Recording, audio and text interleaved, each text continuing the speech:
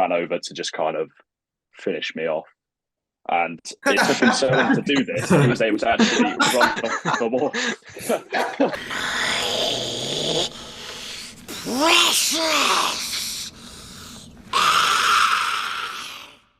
Hello, everyone, and welcome to episode 3 of the Gollum's Gamers podcast. So today, this is going to be our review video of the recent City of Kings event that we went to. GBHL 100 happened last weekend.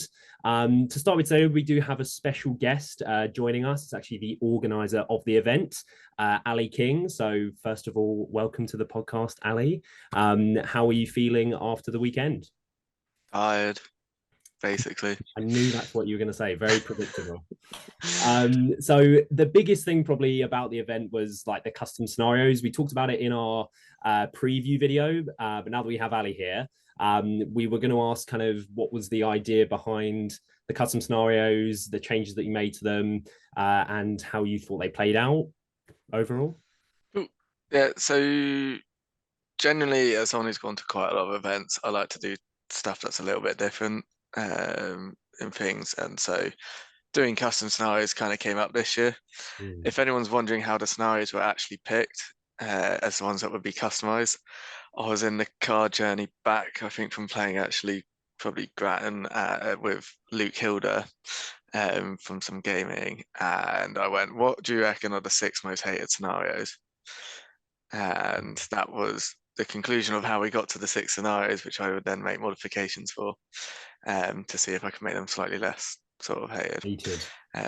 Yeah. So they're the obvious ones. So people generally don't like contests. People generally don't like Sea Surprise in my experience, and heirlooms definitely, personally my least favorite. And then capture camp, just because it always doesn't feel like it has enough time and ends in a draw. Yeah. Then there's the 2 which were the 2 signs which changed the least, which would be Laws of War and Reconnaissance from Laws of Battle and Recon, or Reconnaissance, which basically I have an issue in Laws of War, personal gripe, that when a mount flees, you don't get the point for it.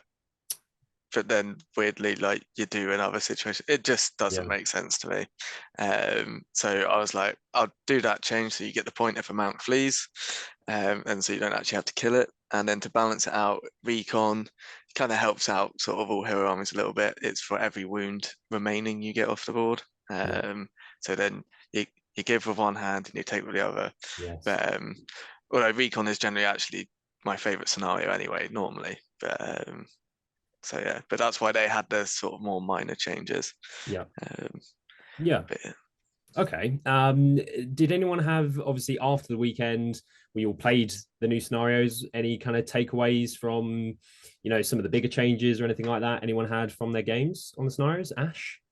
I think that Contest of the Champions is how the scenario should be played. It made it so much more fun.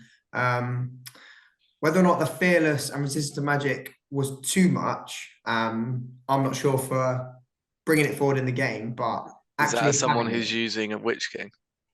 Yeah, no. I enjoyed the idea of picking a hero. I think it makes list building more fun and the scenario more fun in general. I absolutely loved it as well. Speaking from personal experience at the event, I really enjoyed it. Yeah, I think it will obviously make certain lists like stronger, but like Ali said, you give with one hand, so I enjoyed it. Any other thoughts on like scenarios, how they panned out over the weekend? I personally enjoyed the recon change, just because it gave certain armies, like cav armies, a better chance, as well as the storm the camp, capture the camp variation with deploying, further up the board. Although it wasn't an incredibly big change with some of the VP's difference with just having a model in their camp instantly gaining 3, it changed it a lot, I think. One of them, which I know I spoke to Ali about, which I personally think could be a little bit tweaked, was the Caesar Prize one. I think having no VPs for either a leader wound or a leader kill or a break, even if it's just one each or something, I think that precedent kind of doesn't need to be there, but I think it should. just so that people don't. It's at least something to play for. But that was the only one that I thought was kind of played. It could have played a little better, but everything else I thought they played well. Yeah. Anything, Adam, James, anything from you about the scenarios? Other than you should read it, James, before you submit your list. James. Yeah, well, that was a slight issue, but the tweaks to the scenarios were slightly hidden, make them more obvious next time, Ali. But they actually didn't make a huge difference in a lot of my games, to be honest. The only one that made a really big difference was C's. Well, it was unnecessary. Was for C's because of the heavy object. That was about it. Apart from that, all the other scenarios played the same, really, in my games. I think the scenarios were largely better. C's was more balanced. It means that you're probably aiming for the main and one of the minors and giving up a minor. Capture the camp was much, much better because it's retrieval deployment, which I think just saves everyone a lot of time, and you get to the same conclusion anyway. Except this time you might not just draw. Contest of Champions is how it should always have been. Lords of War, very minor change with the mounts. Recon, much better for all hero or monster armies, and therefore more balanced. And Heirlooms, yeah, it's good. I like the fact that it actually changed your strategy on this one. I think this is the only one where I would play it differently if it were Ali's version compared to the original. Interesting. What about you, Elliot? I liked them. I mean, yeah, I think I maybe went into it a bit skeptical on how it could play out with like whether everyone would remember all like the changes. But I think at 100, you know, if you're not going into it having read the pack, which admittedly I didn't read the pack last year very well, but you know, if you go into it, you should have read the pack ahead of time and sort of know the changes. So I don't think it was too hard to keep up with. Yeah, I really liked Contest. I think, I can't remember who it was made the point about Storm the Camp. I think it's just much better to start on the halfway, essentially get into combat, but you still have the fun part of trying to capture your opponent's camp while also defending your own. So I think it just makes that scenario better overall. So I think they went well. And yeah, I didn't really hear any negatives from other players or anything while we were at the event. It seemed quite positive reception. For me, the only one which I may mildly change going forward if I was to do it would be Sea Surprises, just because sort of just change it slightly. So like the main prize, maybe you only pick up on a 5+ instead. And maybe, as Sam said, like put in like a breaking sort of VPs and sort of have a fiddle with it that way. But and also, I don't know if anyone actually in the event did have an issue with heavy objects in terms of how the rules are, because I actually had to pre-event write an FAQ for all of the rules, which the rules writers haven't written for heavy objects to explain all of the different situations, which does mean that if you were just to pick up this scenario now and you didn't have a predetermined answer for it, would make it more difficult, I think, for anyone outside my event to play. Yeah. But yeah, but apart from that, because I ended up playing the games, I quite enjoyed most of them. Not bad considering I hadn't actually been able to play test any of them before I had to publish them. No, but what you're trying to say there is that Games Workshop needs to publish your FAQ officially as their own material. Yeah. And actually, I'll write the new match play guide for them as well, based on the feedback. That is pending. Yeah.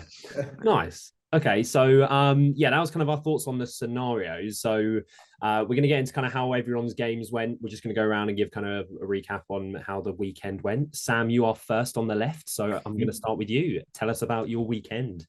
Yeah, so game one, we had Lords of War. I played against John Partridge. He was using his Army of Lake Town, so Master, Braga, Alfred, all with 4 warbands.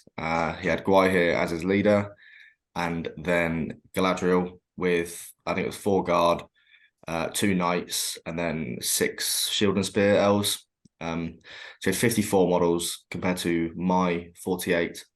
And his list was essentially just a better version of mine, to be honest with you. I kind of relied as well, by the sounds of it.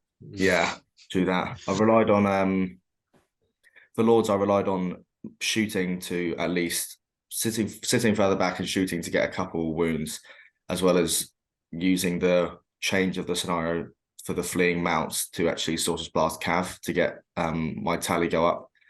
But then John had Blinding Light and he didn't have many Cav for me to Sorcerer's Blast. So it kind of went down the pan, to be honest. So we basically just deployed up front, and essentially it resulted in whose big hitter, i.e. my big hitter was Bard, his was Gwaihir, who's resisted better against each other's caster. Bard definitely did not resist very well. It was a pretty. I had to spend might to instantly try and get ahead in the tally. Otherwise, his army being fight 4, I thought I'd just fall behind, which I totally did because Bard did not roll well essentially. And Gwaihir just did standard Gwaihir things. So I lost that scenario 8-1, I think it was. It's just, yeah, John played it well. There was a few things that I think he could have done, which we spoke about after the game. But yeah, his army was good, and I think he just deserved to win that. To be fair, he is winning best newcomer as well, so yeah, it's not like he's a. Oh yeah, he's a captain player. Yeah. The game 2, we had what was it again? Caesar prizes. I played against Craig Cameron. So one of the lists I didn't want to play against was any spam fight 4. That was basically one of the things I thought I would not do well against. And Craig had 60 Ugluk scouts, which wasn't ideal. So first turn he marched and drummed 14 inches out of the board, stood in front of essentially all the prizes.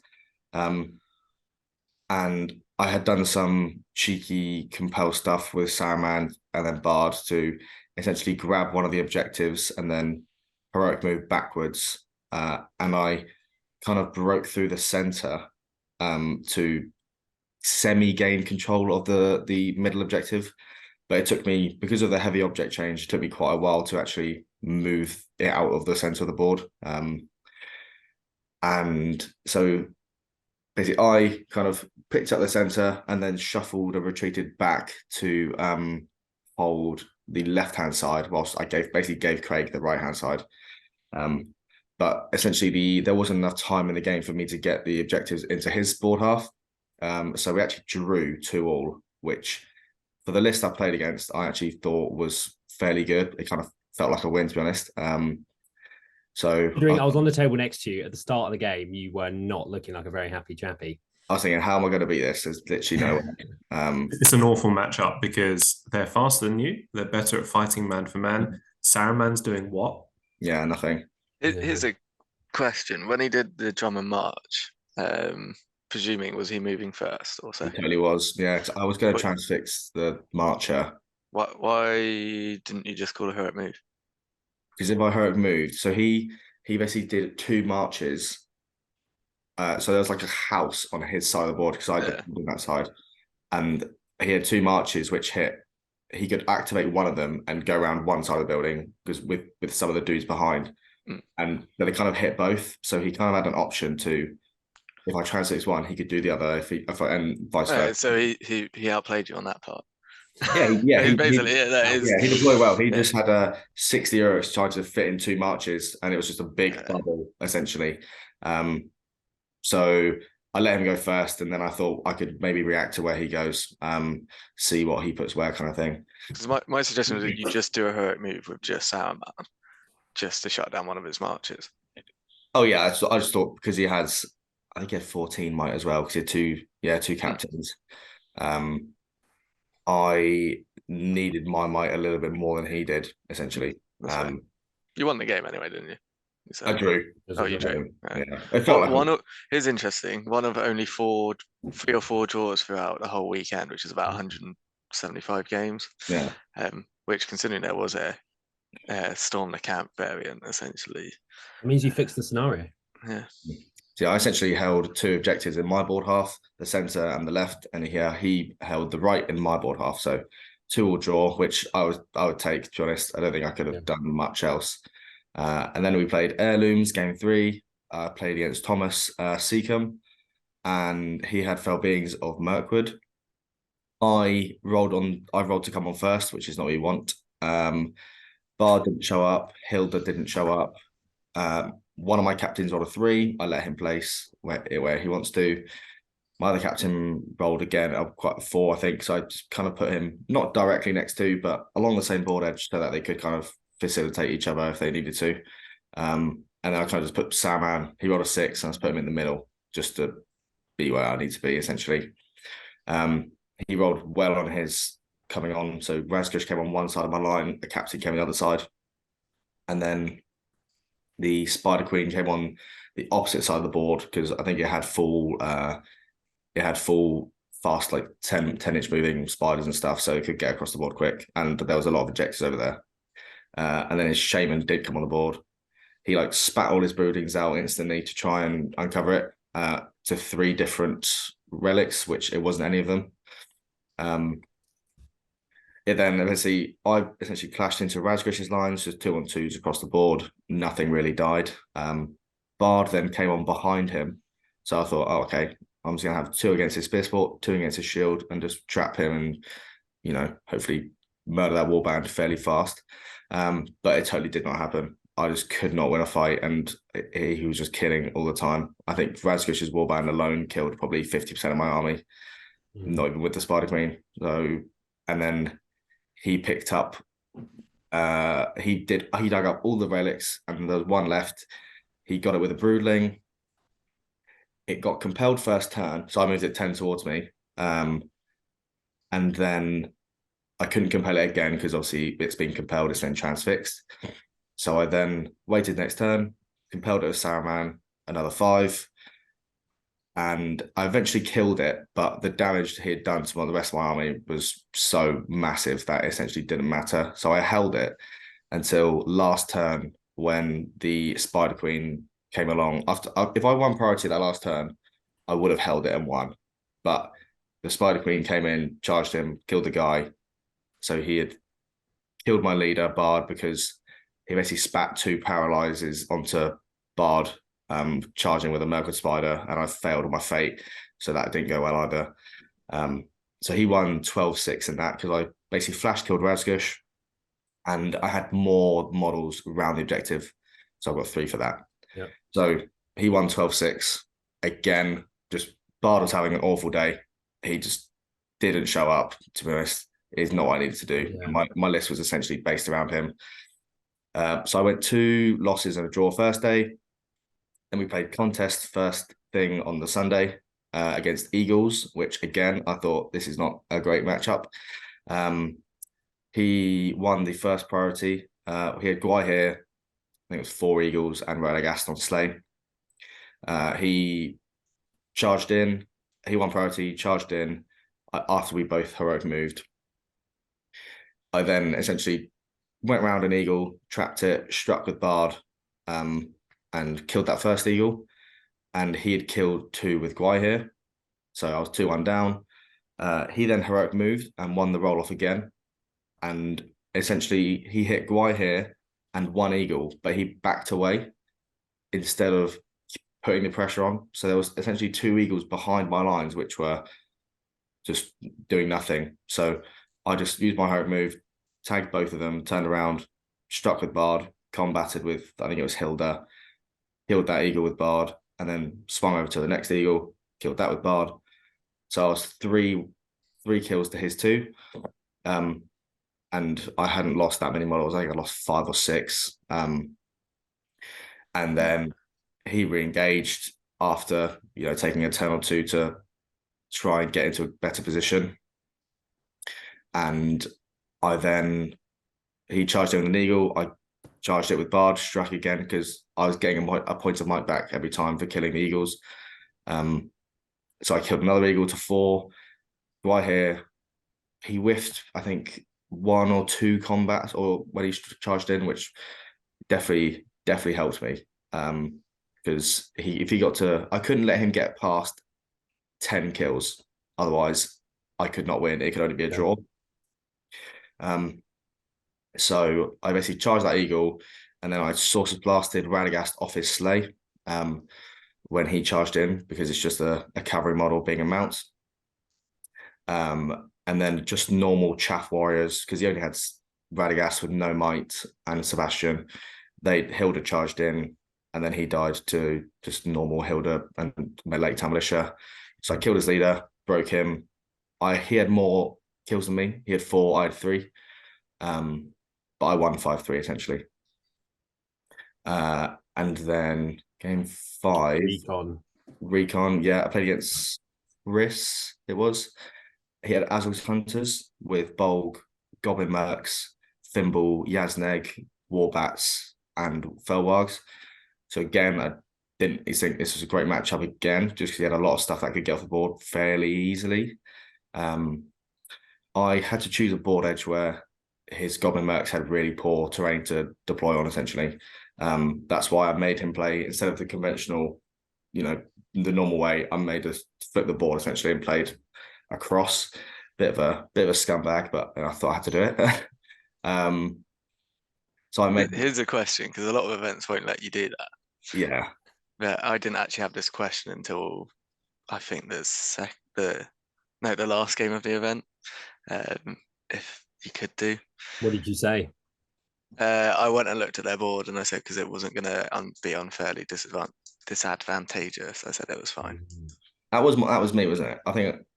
No, you never asked. You just did it. I totally did, mate. You were just like, I don't want to risk Ali saying no, so no, I'm just going to go for it. I asked you, I said, can I play sideways? He said, let me go check the board. And then we were on the edge, weren't we? Was it you? Yeah, it was. Oh, you're so forgettable. I know. So he failed we both moved on. He failed his Goblin Merc courage test first, or the turn when they essentially started to arrive. So I decided to bring them on. I essentially just compelled one, charged it with Bard and loads of dudes, combated, and then just killed the rest of his mercs instantly, flash killed them, so that I didn't have to deal with them. He had a Warbat and like 3 Wargs with Yazneg and his Warband flying up one side of the board, and then Bolg and Thimble with their 2 Warbands flying up the other side of the board. So it was essentially how much resources do I kind of delegate to each portion. So I kind of needed Saruman to deal with the Wargs and the Bat so that they didn't just fly off and get 2, 3, 4 VPs for it. But I also needed him to be with Bolg so I could Sorcerer's Blast him and contain him. So again, it was just tricky keeping how much I needed where. And I couldn't get a big win because I just didn't have enough. I didn't have anything to get on the board fast enough than he did. So I essentially one key move off where the Warbat was to charge it and trap it, and I eventually killed it after like 2-3 turns. And I killed the Felwargs, and his Hunter Orcs were completely mincing me where Bolg was. Like, I was losing 10 a turn. It was really bad. But where it mattered, where his fast moving stuff was, I was winning. So it kind of negated it. So I eventually broke him. And he was trying to get Bolg off the board, but I had just placed 2 models where he had to charge. He couldn't go around their control zones.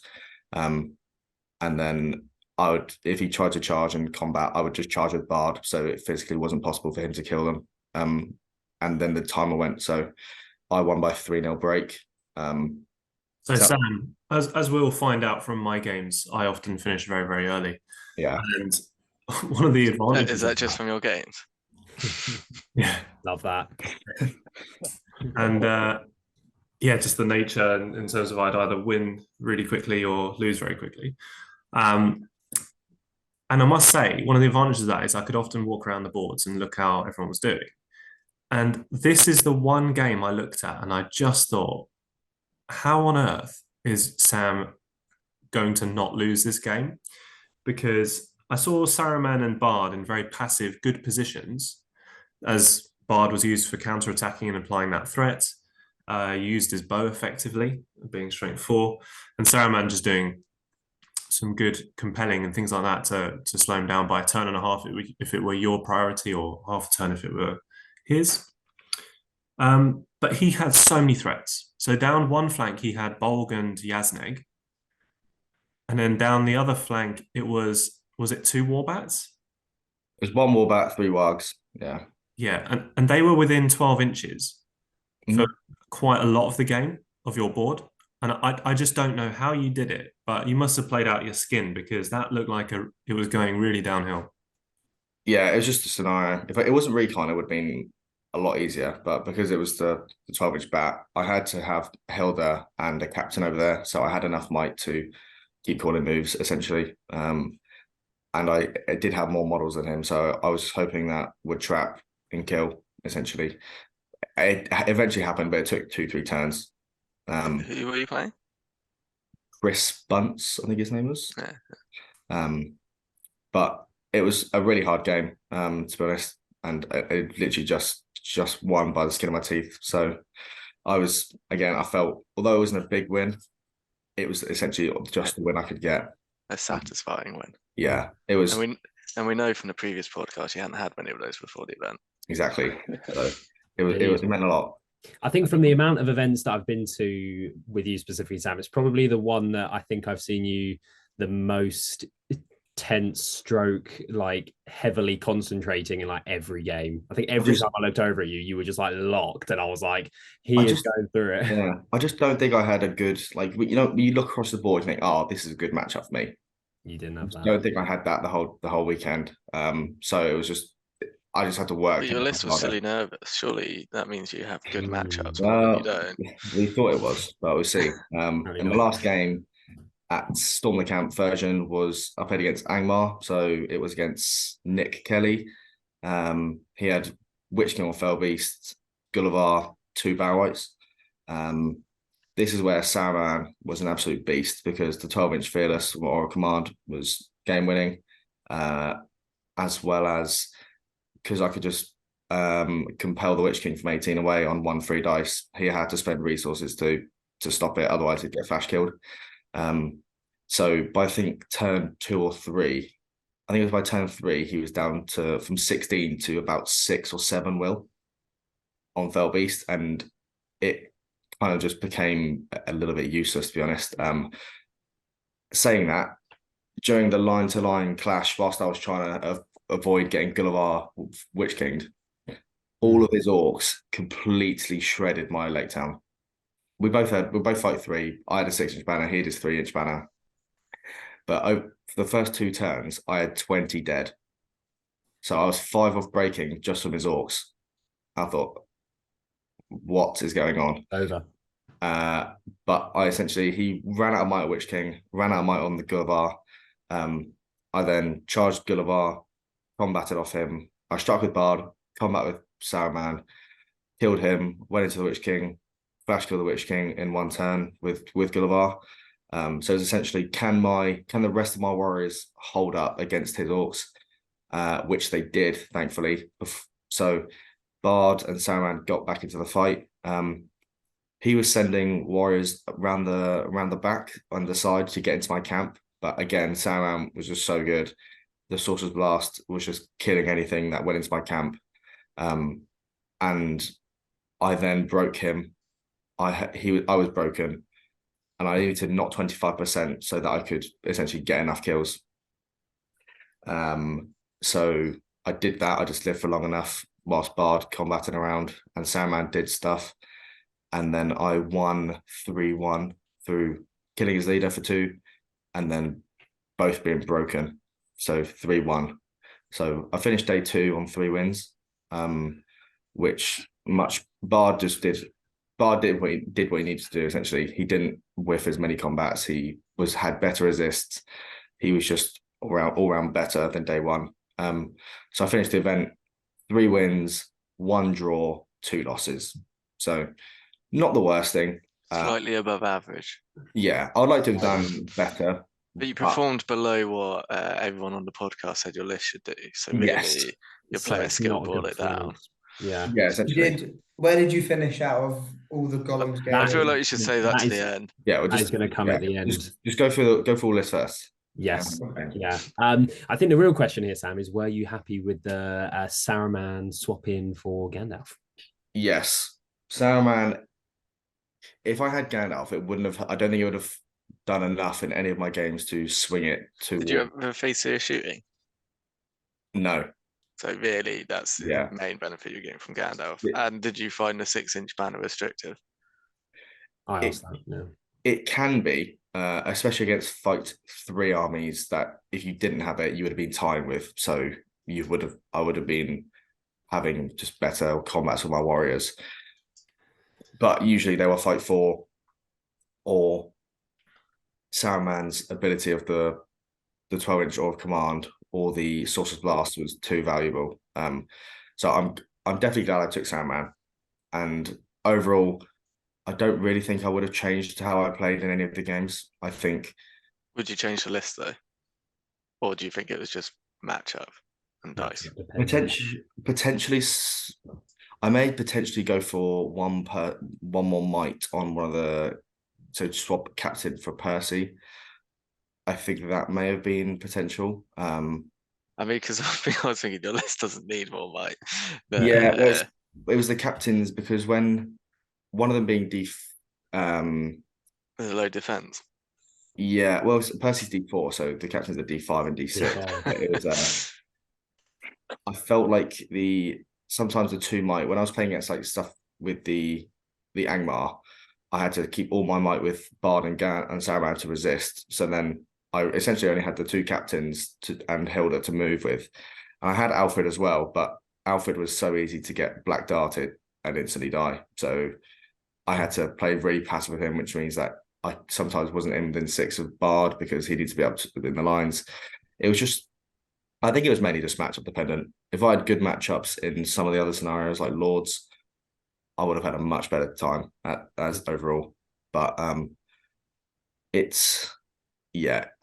think I realized how important the added VPs to get more TPs was. So I had a very like control-y-esque list where I couldn't really go for these big wins. Have we actually explained that part of the event?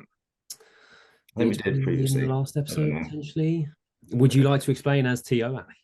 I mean, it's basically for every victory point you score, there's a little table which determines extra tournament points you get. So you get 5 for a loss, 10 for a draw, 15 for a win, and then it's probably going to be bat fun or something on the camera. But yeah, so if you score 2 under victory points, you don't get any additional TPs.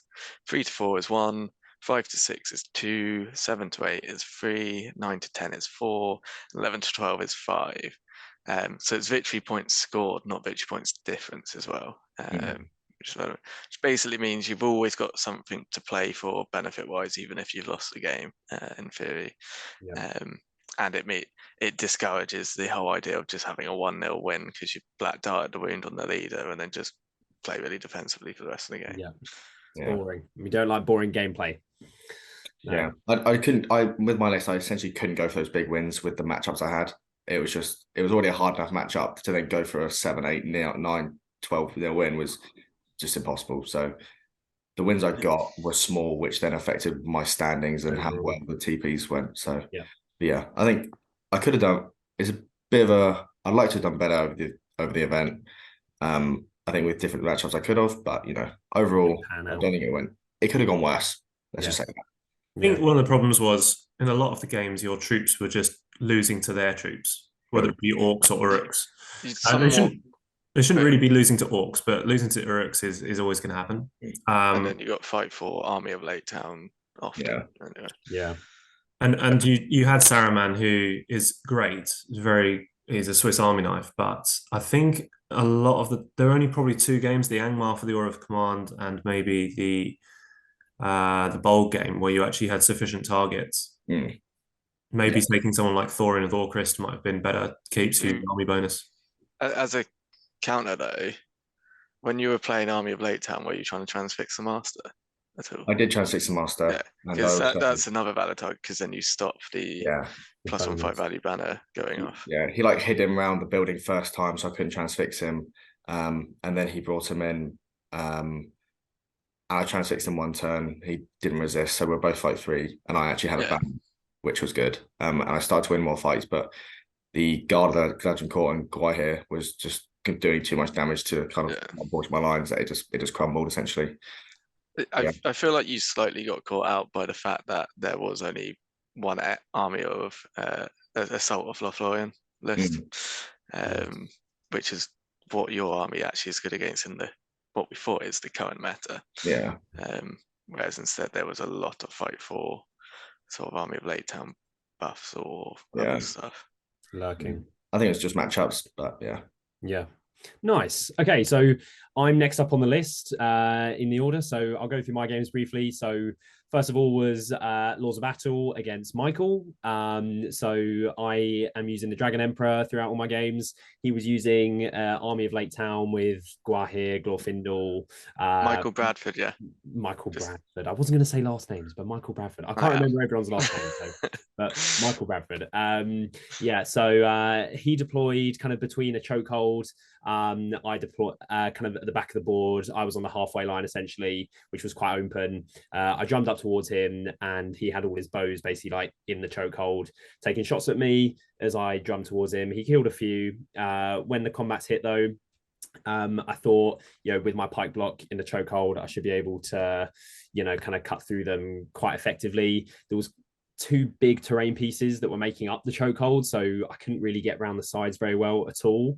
I did end up sending models around the sides, but they got there a bit too late because basically in the chokehold, I was blocked in there with Guahir and Glorfindel, Braga, so there were very few matchups or combats that was just Easterlings on Lake Town. So obviously he tried to minimize that.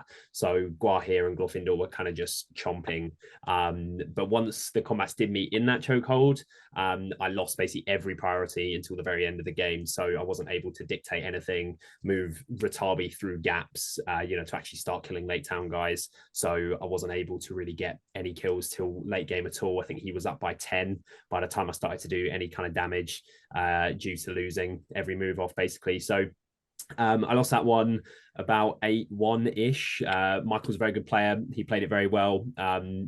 Ultimately, when you're playing in a chokehold against Guahir and Glorfindel, it's very hard to budge them. So it was hard for me to secure kills.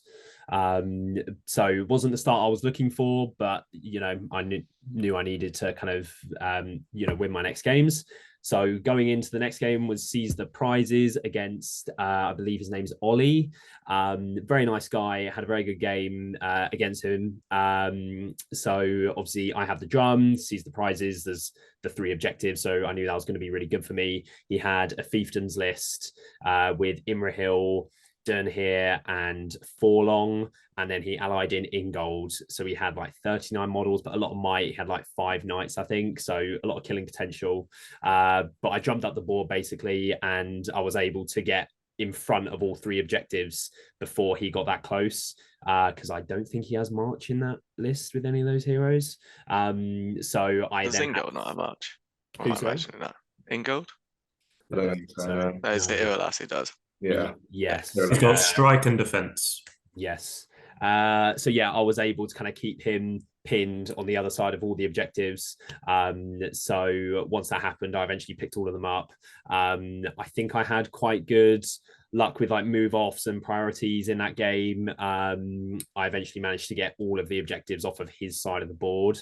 So I kind of cut through the troops. I think it's a fairly bad matchup for him. Obviously, he's got the +1 fight, so he's got fight 5 potential as I do with the Emperor, but he's got it in a much smaller bubble. If he's not charging with the Knights, then they're going to die, which they did. And obviously he's got a 12-inch banner as I do, but it only affects the fiefdom stuff and not the Minas Tirith contingent, so that's not the best synergy. I do see like a Gondor sort of alliance with fiefdoms quite a lot, but yeah, the banner won't affect those models, so it can work. But yeah, so this one ended in a 12-0 win to me as I got all 3 objectives off my opponent's board edge. Game 3 was Heirlooms against Rise of the Necromancer. I've never played against Rise of the Necromancer before. I've been playing for a couple years, so I've kind of seen the rules of the Nazgûl stuff, but never actually played against them. I have used the Necromancer a fair amount though myself, so I kind of knew what to expect there. But it was Heirlooms, so I deployed first, so I kind of had to spend, I think, 2 or 3 might to get my army together on one side of the board. He then came on kind of not on the opposite board edge. So if I deployed on the north, he went on my east. So he was quite close to me when it started. But obviously with the drum, I managed to, get over to most of the Heirlooms early on.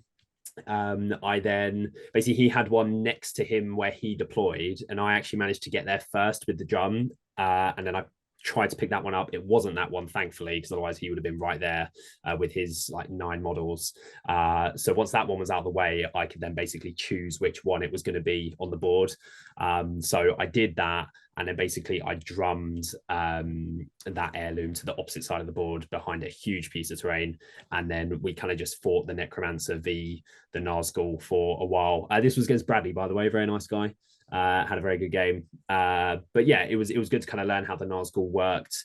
But it was kind of just a mash. He made a play for, is it the Lingering Shadow that can like teleport 3 inches and then like keep going? Yeah, so he did that and he started to kind of get closer towards where the heirloom was going, but obviously with the drum and everything he couldn't ever really get there. So I think that one, I'm not 100% sure on the scores, I think it was 6-0, wasn't I think it's 6-0 for holding the heirloom.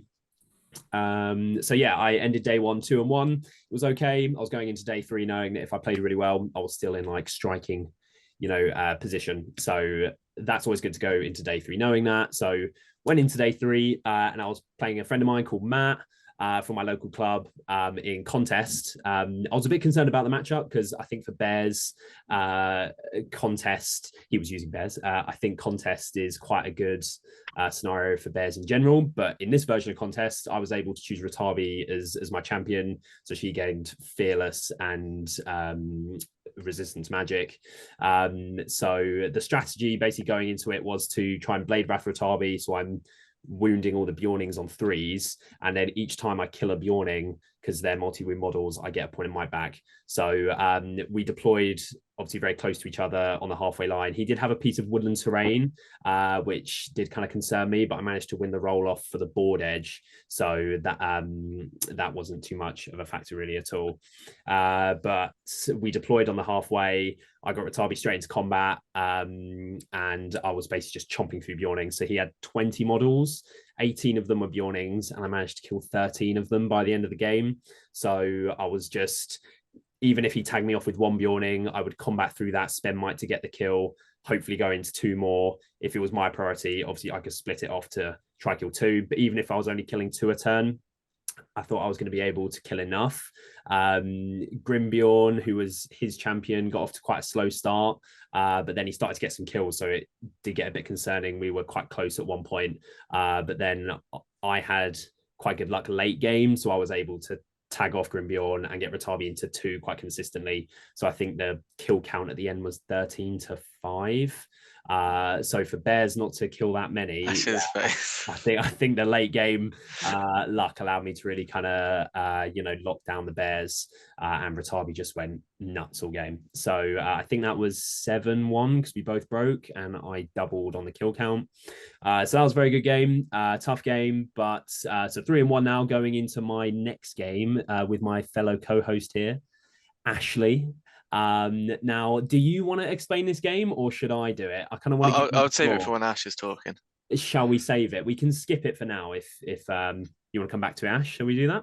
Yeah, we can bring up the picture. Let's save it. Yeah, we'll get the deck up after some suspense there. So just to pause you on that, I think we need to talk a little bit more about how Ratabi killed. Was it 13? 13 Bjornings. That's the fight 6 wounds. Is quite big. To give the ability. But if you are killing 2 a turn. And getting might back after every single one means arguably she's getting 2 might a turn to just spend on killing Bjornings. Yeah. She's quite reliable to win the combat. She's getting 5 dice because you got the Legion bonus and the banner bonus. And I've got 2 pikes behind as well. Because he was never in a position to, wounding on 4s with 3 dice. So yeah, I mean, I'm surprised you didn't have a major flub. Like, as in sort of, because usually we'll just roll like a 2 and 2 1s or something like that. There were times where I'd only get like 1. I think there was one time I had 1 wound and like 2 1s. So I spent 2 points of might, but then I got 1 back. And if I called a combat already that turn, now I'm going into more. So I know I'm probably second time around, I'm not going to have to spend might to secure the kill. So then I'm getting back that second point. Did you ever roll with the pikes first to do a wound? You did. That did only. I think that only actually came up like one time where I got the wound first. It was very early game, like with the Yeah. bike, which then made it easier for Ratabi. That's clever though. That's good. Yeah, but it's worth it. Yeah, and I the Blade Wrath. So I only got the Blade Wrath off a couple turns, which meant she was winning on threes. But then for the rest of the game, mostly Broadgear was kind of tagged off a lot of the time, just because like starting so close together. And I lost move offs early game. Broadgear was kind of tagged up, but still winning on fours. And when they're trapped, it's essentially 12 dice to kill just with Ratabi alone. Limiting Grimby to 5 kills is arguably more impressive. I'll take it. I'll take it. But was that just because you like had more dice than him in most combats? I think I'm not really too sure what it was. I mean, late game, I think he maybe didn't. His deployment wasn't the best, so he didn't get Grimbjorn into combat first turn. He got Bjorn in, and then he kind of sent Grimbjorn around the side. So I think Ratabi was up on kills fairly early. And then after a couple turns where Grimbjorn got some kills, we were then getting towards kind of mid to late game, and then the luck started to swing my way. So then I managed to tag off. But just with so many models, you're able to kind of block the bears quite effectively. Me and Sam are talking about that. Like when you do have so many models, if you screen against them properly, even if they barge into 2, they can fluff, and you're kind of protecting your heroes. Don't have the mites to spare for her combats. And the might, yeah. So the moves, yeah. So you're completely controlling the game past turn 3 or 4 because they'll be out of might. He will fluff rolls. He's not getting re-rolls like you are. He's got 3 attacks. You're getting 5 just with Ratabi plus the 2 pikes. So you've got 7 dice to win that fight. Yeah, and he's getting 3 because realistically he's not charging. Yeah. So yeah, it's a showcase of why might and a small base can just be clutch. I think that's the first game I've ever really seen like how you can control the inner workings of combats with a hero on foot who's really wreaking that much. Like someone like Shagrat with Blood and Glory, like if you can get them into a hero and combat off, and it's only taking you about 50 events to realise that. Yeah. What is my total event tally? I'm not too sure at this point. It's high. But yeah, just seeing how many Bjornings she chopped through. Yeah, it was obviously bloodshed on the board. So yeah, I won that roughly 7. I think it was 7-1. Then I played Ash and Recon, which will save. Final game, Storm the Camp. So I lost that game. So I was 3-2, so kind of out of the running, but was hoping to end 4-2 and have a decent placing. I played someone called Jake, one of the 7th City guys. I've played him a number of times at other events, so knew it was going to be a good game. He was using bears again, so the second bear matchup that was in Storm the Camp, the last scenario. So we both deployed within 3 inches of the halfway line, so we got straight into combat. I quite early on, I had my drum deployed on kind of one of the far sides of the table so that I could drum my cav and like a small contingent of infantry models like around the side of the board. It was really, really open, and he deployed all his Bjornings with bow at the back. So the whole time that I was, trying to drum around that flank, I was taking shots from them. So that was a bit concerning. But while that was all happening, the lines kind of clashed. The dice were fairly sort of even because obviously I'm 5'5", he has a 6-inch banner, he's 5'5", I have the 12-inch banner. So the bears were displacing combats and stuff at the start when they turned into, I think we called you over actually, Ali, to rule the displacing. That was, I didn't actually have many what I call genuine TO rules queries. Like half of them were just sort of, can you just check this line of sight or stuff like that. Yeah. But it was an interesting one. Yeah. I think Sam, I was planning to catch you sometime before the game, but we didn't because I think you mentioned at some point about how you've played it with the bears with the displacing, or do you remember that at all? Sam, yeah, it's bear man. To be fair, I actually haven't had it many times where it's actually displaced combats. Like it's usually in say Contest of Champions where that would happen. Yeah. But I'd usually just have a space around the back of the lines where you could place the bear and then kind of swing it around the edges. So I never really had that problem of displacement kind of thing. Yeah, so, combats. but yeah, it's only when you're against terrain that you are not allowed to transform. So even other models, I would also be calling Ali over it then because I don't know exactly how to do it. It was I won't go into the ins out ruling, but the ruling I did was there going, there's no answer which makes sense in this. Yeah. Like, this seems the most fair kind of way of doing it. Well, Yeah, to do it. Yeah, and but, I graciously accepted his, TO ruling and moved on. no, he complained. I had to scream him back to the table, like kicking and screaming. Yeah, it wasn't great. It was a scene. So yeah, combats met. There was lots of just 5-5 and 5-5, so a little bit boring, but models died on both sides. The Bjornings do what they usually do and chop. So I was losing lots of models quite quickly. I then managed to get a Ratabi and Emperor combo set up onto Bjorn. So obviously being the leader, there were VPs. A little bit risky because there were banner VPs as well. So he would have tried to kill the Emperor had I lost the strike off. So I could have lost those VPs as well. But I had the might. He was running out of might. I had Master of Battle as well to if I win priority and he does want to call a move. So I wasn't too worried about might. Bjorn managed to, so I had Ratabi the Emperor and about 6 friends on Bjorn. I think we both went to fight 10. I won the strike off with the Elven Made weapon or the roll off. And then trying to kill Bjorn, he lived on 1 wound, no fate after I think I spent 3 or 4 mighting wound rolls with the Emperor and Ratabi. I think it was maybe 3 trying to secure the kill, but it was 1 bear 5-up save on the final wound.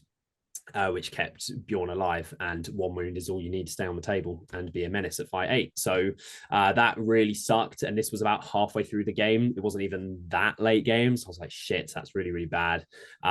So I was really low on might now because I spent loads of resources trying to secure the kill. So I did manage to get the kill eventually. I can't remember if it was, I had one more point of might left on the Emperor, went up to fight 10 and managed to get the kill. With the camp, I had all my models round into the camp at that point. He moved his bows back late game, but I had lots of models there. The Emperor's ball by Standfast was obviously really clutch. But by the end of it with the bows, because he was moving half as he was getting closer towards the camp, he actually managed to pick off quite a lot. So it was tied on models in the camp, so I only got 3 VPs rather than 6. And very late game, he started kind of barging, winning priority, and then moving 8 with the bear to get towards my camp because he didn't have anyone anywhere near my camp. I had left my bows back there all game, but then towards late game, no one was there yet, so I kind of started moving them up. But then literally last turn or 2, the bear kind of went through. So in hindsight, I should have left the bows back there. But if there was one more turn, I probably would have lost the game because the bear was 2 inches away from the camp because it has to be wholly within. That was what saved me because it was actually in the camp, just not the whole base. So one more turn and it might have been a draw, but I might have lost as well. So very close game. I wrote that FAQ clarifying wholly within then. Wholly within, indeed. I think it says that in the wording, I think. On one of them it does say wholly, on the other one it actually just says within. I didn't actually know that. I thought at the very end, I thought I'd lost it and I was really angry, but then it was wholly within. I was like, yes. So ended up winning that one, but Jake's a good player. I knew it was going to be a hard game, but that one I think was 6-1 as well. So I finished 4-2. It's okay, not a great performance. It's kind of roughly where I'm at the moment. Sounds better than Grattan though. Which is a win. So yeah, that's how my games went. But James, let's move on to you. How did your Chelsea list get on over the weekend? Tell us. My Man United lowest rated list. In total, I'll give you a quick overview. It went 3-3, very hit and miss. But first game was, what were we playing again? We were playing Lords of War. So Lords of Battle, but Ali's version. And then I was up against Any Heroics Stephen Denby, who had an absolute horrible matchup for me with Gil-galad and Galadriel. It started off pretty horribly. Stephen just deployed at the back of the map, as I obviously deployed in the halfway line to get there as quick as I can. And he compelled my guy here, trapped it with Gil-galad, and completely whiffed every single dice and did 0 wounds. But then the same thing happened turn 2, and it just got splattered in one turn. However, my knights did roll incredibly and kept me in the game for about 3 turns. Nice. We were level pegging, and then all of a sudden... your knights? You mean my knights? Yeah, Sorry, carry on. Well, yeah. Elliot's wonderful knights Yeah, kept me in the game for quite a long time because I was rolling a lot of sixes, despite Stephen's advantage of having a lot of fight six in his army, which was horrible for me. And then Elendil and Guai, well, not Guai was dead by that point. Elendil was just whiffing everything, didn't get a kill in the game. And then he also got splattered by Gilgalad, who was just at this point running around, just killing whatever he wanted. Yeah. Elrond then received the same fate as that. And I believe he actually tabled me in the last turn by killing about 5 models. Just And it was a right swift over 10 and just... But luckily, I managed to kill enough so he couldn't physically triple me. So it was only 10-0 in the end. But Only yeah, 10-0. very, very That's tough. fine. Only 10-0. Save 2 VPs. So yeah, that was a tough first game. Then we got into game 2. I played the mighty Ashley Walker, I believe. Yippee! This is a C's. This was a cursed game. I was quite confident about this one, to be honest. And it kind of went as I thought it was players going a bit crap. Exactly. He's a horrible player. Easy game. Yeah. Easy win. I instantly ran into the heavy object and, you know, Calling picked up the Guai here first go. Not wrong, though. James did some alpha plays. Turn 2. I totally did. I'm not sure they were smart game-winning plays, but they were really good fun. They were. So game two, round turn 2, I win the roll-off against Ash, so just run Guai here away from him. And I think, do you know what would be way more fun? Absolutely destroy his Witch King and Sutherland in one go. Charge in, win the combat, 3 into the Witch King, he passes all 3 fate. I'm like, what am I going to do? Cheesy Ash. Oh, it was nice. Love I felt it. good about that. And then he won the following roll-off, trapped the shit out of my Guai here, which, to be fair, he did spend 9 of his 10 might, I believe, to actually slay my beast, but he did in the end. Did he slay your beast? Set that watch. Oh, I'm just trying to make this more entertaining for the listeners, you know. Too good. You are very entertaining, James. By this point, Elendil was up the other side of the board with one of the small objects. He just ran off, but he also got 0 kills in that second game as well, which in hindsight was a great mistake. When you killing anyone with Elendil just doing absolutely nothing all game, I was like, oh, nice. This is good. Did you ever go, you know, this model that's got 3 heroic combat, strength 5 and +1 to wound? Maybe he should be in combat. He spent like, no might. James also dismounted him to pick up the relic as opposed to dismounting a knight and then giving him. Because I thought if Elendil picks it up, no one's stopping him. True. So I think if I give it to a knight, he's going to compel it and just kill that knight. That's big brain from you, James. Yeah. Like it. So yeah, Elendil just ran off the board. That gave me 3 VPs. Then Elrond picked up the other small one. He then proceeded to whiff a couple combats against some Black Numenorians and kind of got stuck on the side of the board, by which point Ash had dealt with Guai here and ran over to just kind of finish me off. And it took him so long to do this, he was able to actually run off the board. Did he run over to the other side of the board and proper finish you off? Over there. Yeah. Finish me off. He was under the table for a little bit of the game. Was that with the small object or the big object? That was the little one. We're still talking about the event, aren't we? Yeah, right, okay. Well, carry on. You know what happens under those tables. It took him so long to deal with Elrond that he was actually able to run the heavy object off my side of the board in the last turn, unbelievably. And yeah, it didn't go fabulously. He had the small one in my side and the large one off the board. So it was an 8-3 win to Mr. Ashley Walker. Which it's a win for the Gollum's gamers, regardless. Exactly. One of you got whereas everyone else watching you go, it's a lose for the Gollum's gamers, regardless. So. That's what I said to myself when Ashley beat me. It made me better. So I would say James mentally beat me and emotionally beat me because his plays at the start of the game were so ballsy and they all worked. And the luck for me saving the Witch King with all 3 fate, then the tables turned. But if that didn't happen, you'd have just won because I spent 9 might and it wouldn't have made any difference. And Guai would have flown off the board and I'd have lost. It would have been incredible. I agree. it would have been. What you're saying is James actually is the better player, and you just won because you're lucky. Yeah, guaranteed. Lucky that James is such a nice guy. Yeah. Yeah, That's Exactly. basically it. he let me pass all through fate. So. Then game 3, I got to play the most sporting player from the event, Mr. Zahir. This was in heirlooms, I believe. So we both came on opposite corners of the board. He had about 60 Hunter Orcs, I believe, with a Merc captain as well. Yeah, I've definitely made some interesting plays in this game as well. So we basically, between us, we just instantly picked up all of the objectives, but I went first, and then Zahir just cleaned up the rest of them. Picked it up with a wild warg, and then proceeded to run into the corner of the board and protect it with about 60 models. I decided to spend all 3 of Guahir's might instantly to kill his banner, because I thought I'm not going to stand a chance otherwise. And I just slowly kind of chomped through them. By the time I got to break him, I think about 10 models ran away in the first turn, because I managed to tag all of his captains through winning the move off. Because he didn't take a Warhorn, He didn't. He did say that was a big mistake. He didn't say that when I spoke to him at the start of the event, so interesting to see how that changed. Yeah, I think he had You take the horn over the banner every day. That's what, yeah, because you have a lot of dice anyway, so yeah, that's my view on it. Yeah, he didn't really need the banner though. Do you think he? No, he didn't. Do you think he actually kind of abandoned his banner? But you still spent 3 might to take out the banner. I totally did. I didn't need a banner, but I really needed to kill him. At the same time, though, to take him off of his warg. So I think it's for the hero. I want to kill him. I think at this point I thought he was the leader, but it turns out it was actually Naza, because that was just me being really stupid again. Dense, James.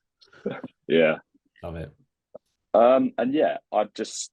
Then the first turn, the warg was freed from the corner because everything ran away. He happened to roll a one on the compel roll for Ali's change to the event, and I instantly ran it into the Elrond's path and took it, swept up.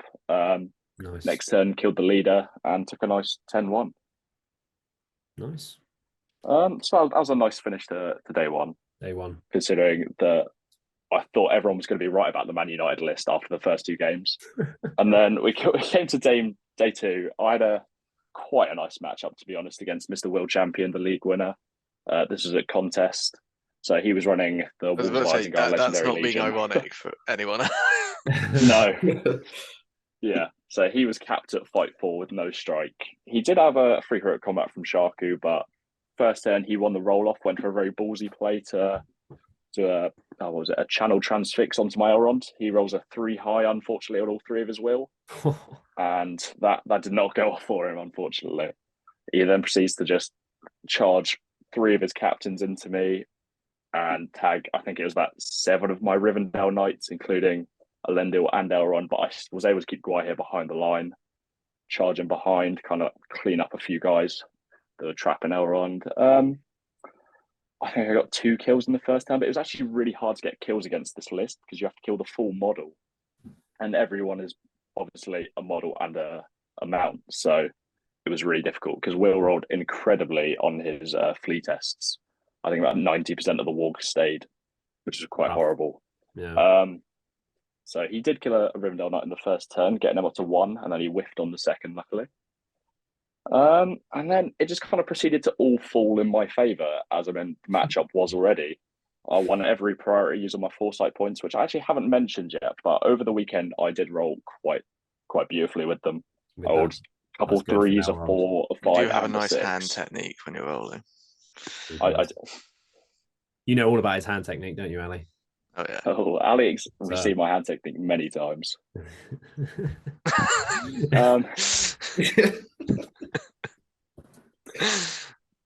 And then after that, I basically won all the roll-offs, tagged off Shaku with Elendil. I did manage to kill him with Elendil, unfortunately. He continued to whiff into game 4. But I did get double the kills, managed to get 2 kills with Elendil, which does seem a little underwhelming, to be honest. Mm. And then the guy here came in, splattered Shaku, and Will, he killed all 10 of my Rivendell Knights within the first 3 turns, and the game just ended like that. And it was 7-3, just like that.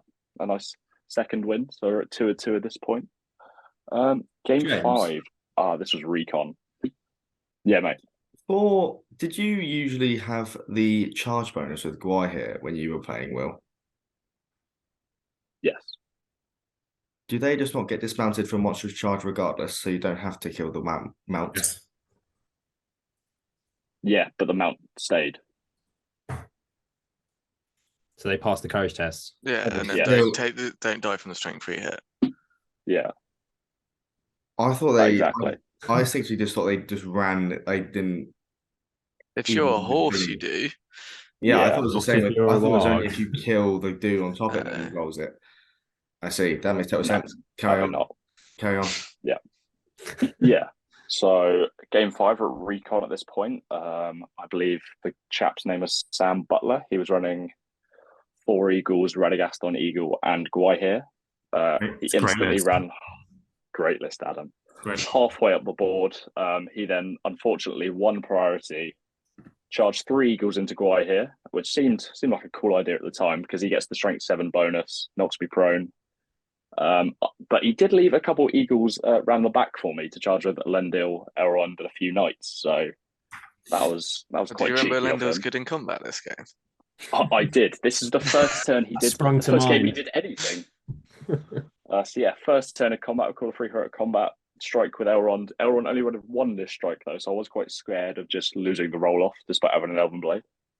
Yeah, I then proceeded to delete 1 eagle, complete the heroic combat, go into Radagast on eagle, kill Radagast and his eagle. At this point, I'd also trapped his Guai here, which I barged with my own after he whiffed his strike on a 1 and knocks him prone for the next turn.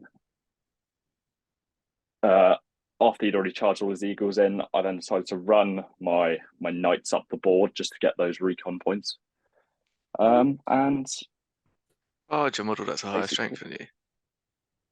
I don't know. We did check the rules. It said nothing about it. So we did also question this. It took about 10 minutes to Sam's read all gone the very rules. squinty-eyed. No, I asked Sam about this yesterday. He said there was no issue. He might have a point there. I'm not going to confirm or deny. Yeah. I don't know. Does anyone want to embarrass James on the chat if I'm right? I'm not 100% people sure, can to be go for it. honest. Yeah, exactly. We couldn't find anything that said not to, so we just played it as it could. That's fair. And then I proceeded to just win the move off, tag up the 3 remaining eagles. So I one-shot Guai here after that, which was pretty disgusting. Then he had 2 eagles left on the board. I proceeded to run my excess knights off the board. And then to buy me time to do that, I decided to dismount the remaining knights and Elendil to just shield against the eagles so they couldn't do anything. And then I got off the board and then killed the 2 eagles just like that. And that was a nice 12-0 win to boost me up for the final game, There's of VPs. which we have a returning opponent, Stephen Denby, of any heroics. And We don't it mention went other quite channels' similarly names to the on first game. We don't mention other channels' names on this podcast, James. Carry on. That's just you, today.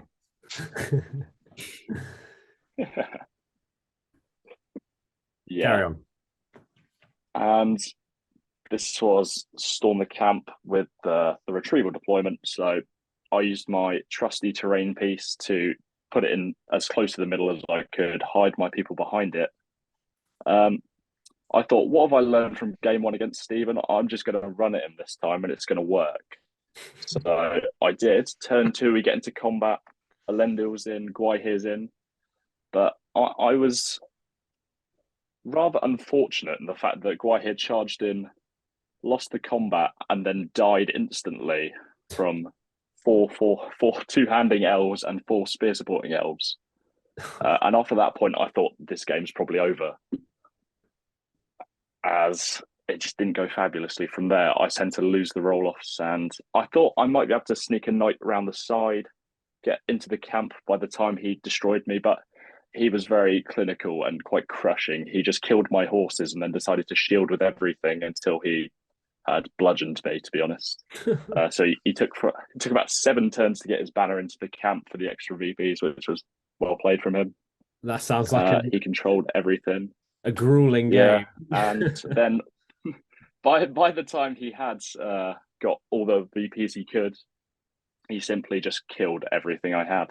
He didn't table me this time though. I believe one elf survived. So Good progress. Good man, So James. slight Did improvement, Elendil but kill I anyone actually this did time? worse in the VPs. Elendil got 3 kills. Atta boy, James. Well spent I know. 200 plus points there. It really was, especially against the Eagles. But apart from that, not fabulously spent. And yeah, that was a harsh 12-0 loss to end Close the out the event. weekend. So ended on a low and started on a low. What did you finish on? I finished 3-3. It's perfectly average. It was. So That's would you decent. change the list or just Would I remember change what the it list? does? No. That works. I finished 5 out of my 6 games before anyone else in the tournament, which was, I have to say, a little bit of an issue. That was the main issue with the list, to be honest. Well, you've had too It much was free just a little time. bit boring having too much You time. didn't get your between the value for games. money. You paid No, for 6 exactly. games and played Can I about have a 2.5. 50% off voucher, please, Ali? For next Yeah, year. but not off the event ticket. What for then? You'll find out afterwards. Keep it Don't quiet. normally guys. have to pay for that. Yeah. I like how when James started talking, the chat kind of just plummeted in terms of like sort of how Yeah. crass it got. And yeah, that was my tournament. Yeah, good man. Okay, well, next up, moving down to the bottom now, is Ali. Now, usually the TO wouldn't have any chance to recap their games, but Ali had quite a unique sort of, experience this weekend. So, I mean, do you just want to explain that you were playing games as TO, the decision behind that and everything, or? So basically the first decision was there's 49 players. I probably need to like actually play a game against one of them, so otherwise I'd be missing a game each round. The second one was basically I don't think when you're TO someone should be just getting free wins. It's kind of not fair on everyone else if the person on the bottom table gets a free win and then they go up and maybe shouldn't be there and then they give someone else an easy win and it kind of impacts the tournament more in a negative way than it should do, in my opinion. Yeah. So I was actually playing as someone trying to win the games, but then at the end of the event, which you'll probably see in the ranks later, I removed myself from the rankings and put myself at the bottom. So anyone below me got promoted by 1 spot. But also because I am TO, the army I was taking ended up being an army I've used before, partly, but slightly different because I lent some of the models to Ash for him to use. So it is a Mordor army, which is probably different to nearly any other Mordor army most people have played against. So the leader being Gothmorg, then you've also got Gorbag, Mizga, Zagdush, and an Orc Drummer. I think that's everyone. Then you've got 15 Stalkers. So these guys are basically Hunter Orcs with Courage 3 and Elven Cloaks. Then there was also a backline of randoms with spears and shields. One guy had a banner, and 5 Morgul Knights, which is another model that a lot of people don't see often, in favour for the cheap Warg Riders. So this list literally I came up with on like a while back. I actually wrote a blog thing about vaguely this kind of list on the GBHL website, #plug. And so it's kind of that list. So I'd used it a bit before. But having used it before, I also knew it was an army which usually killed very quickly or died very quickly, and therefore I would finish before the end of games, and so I could go do the TOing job and enter results in and stuff like that. That didn't happen though, did it? Well, I often saw you going for like 2 hours. no, all of my games I finished with at least 20 minutes left on the clock. None of my games went to time. It's just because you finished so early, Adam. Like, so even when 3 of my games finished with an hour left on the clock, you had been done for 20 minutes half the time. Yeah. Day 1, I played for a total of just under 2 hours, I think. Yeah. So just efficient. Yeah. So that's the list, and that's why I sort of took it. And so game 1, I played Mr. Luke Hilda. who sort of I always used to play him when I ever first started playing SBG, and he kind of had the nickname Elf Boy, and I used dwarves, and this is what he is the reason why I will never take elves. I see. I So didn't know just that. for a bit of background, Mm. so he had a Gil-galad, sort of lots of fight 6 elf list with Eristor and Kurdan. So I was moving up, he shot me a bit. Then we had a couple of sort of early skirmishy combats, and then there was a round of combats where pretty much everyone was engaged. And so I called Time of the Orc, which basically gives all the orcs within 12 inches of Gothmog rerolls to wound. It was at this point Luke decided not to roll very well for his elves to win combats, which was a poor decision because it meant that I killed every elf he didn't win combat with pretty much. So I think at the end of that term, Eristor and about 7 or 8 elves were dead, which was then a numbers advantage he could never recover from, really. And then I proceeded just to continue to kill people. The other highlight of that game, which is the thing that I decided going into, was I was going to make Gil-galad strength 1. So I just made him strength 1 after about 3 or 4 withers. So he was wounding the Ranan orcs on 5s by 3s. Still gets +1 to wound, but yeah. So yeah, that ended up in a win. I can't remember the points, but so the TO was off to a good start. Then game 2, what's night was game 2? Did we say? The Seize the Prizes. So I've gone and forgotten his name, but he was. Yeah, I know, it's terrible. I can probably look it up. I do have the sheet. But I was playing a Moria list with a Cave Drake and a Watch in the Water. So his numbers weren't actually exceptionally high. And essentially he got to the objectives sort of before I did. There wasn't really any shooting of note. And the first round of combats, I engaged his goblin line, which is lower fight value. A lot of it was D4. I call Time of the Orc. I've got between 3 and 4 dice to win each combat, then rolling 4s to wound with rerolls. I think it was something like 18 goblins died in that first round of combat.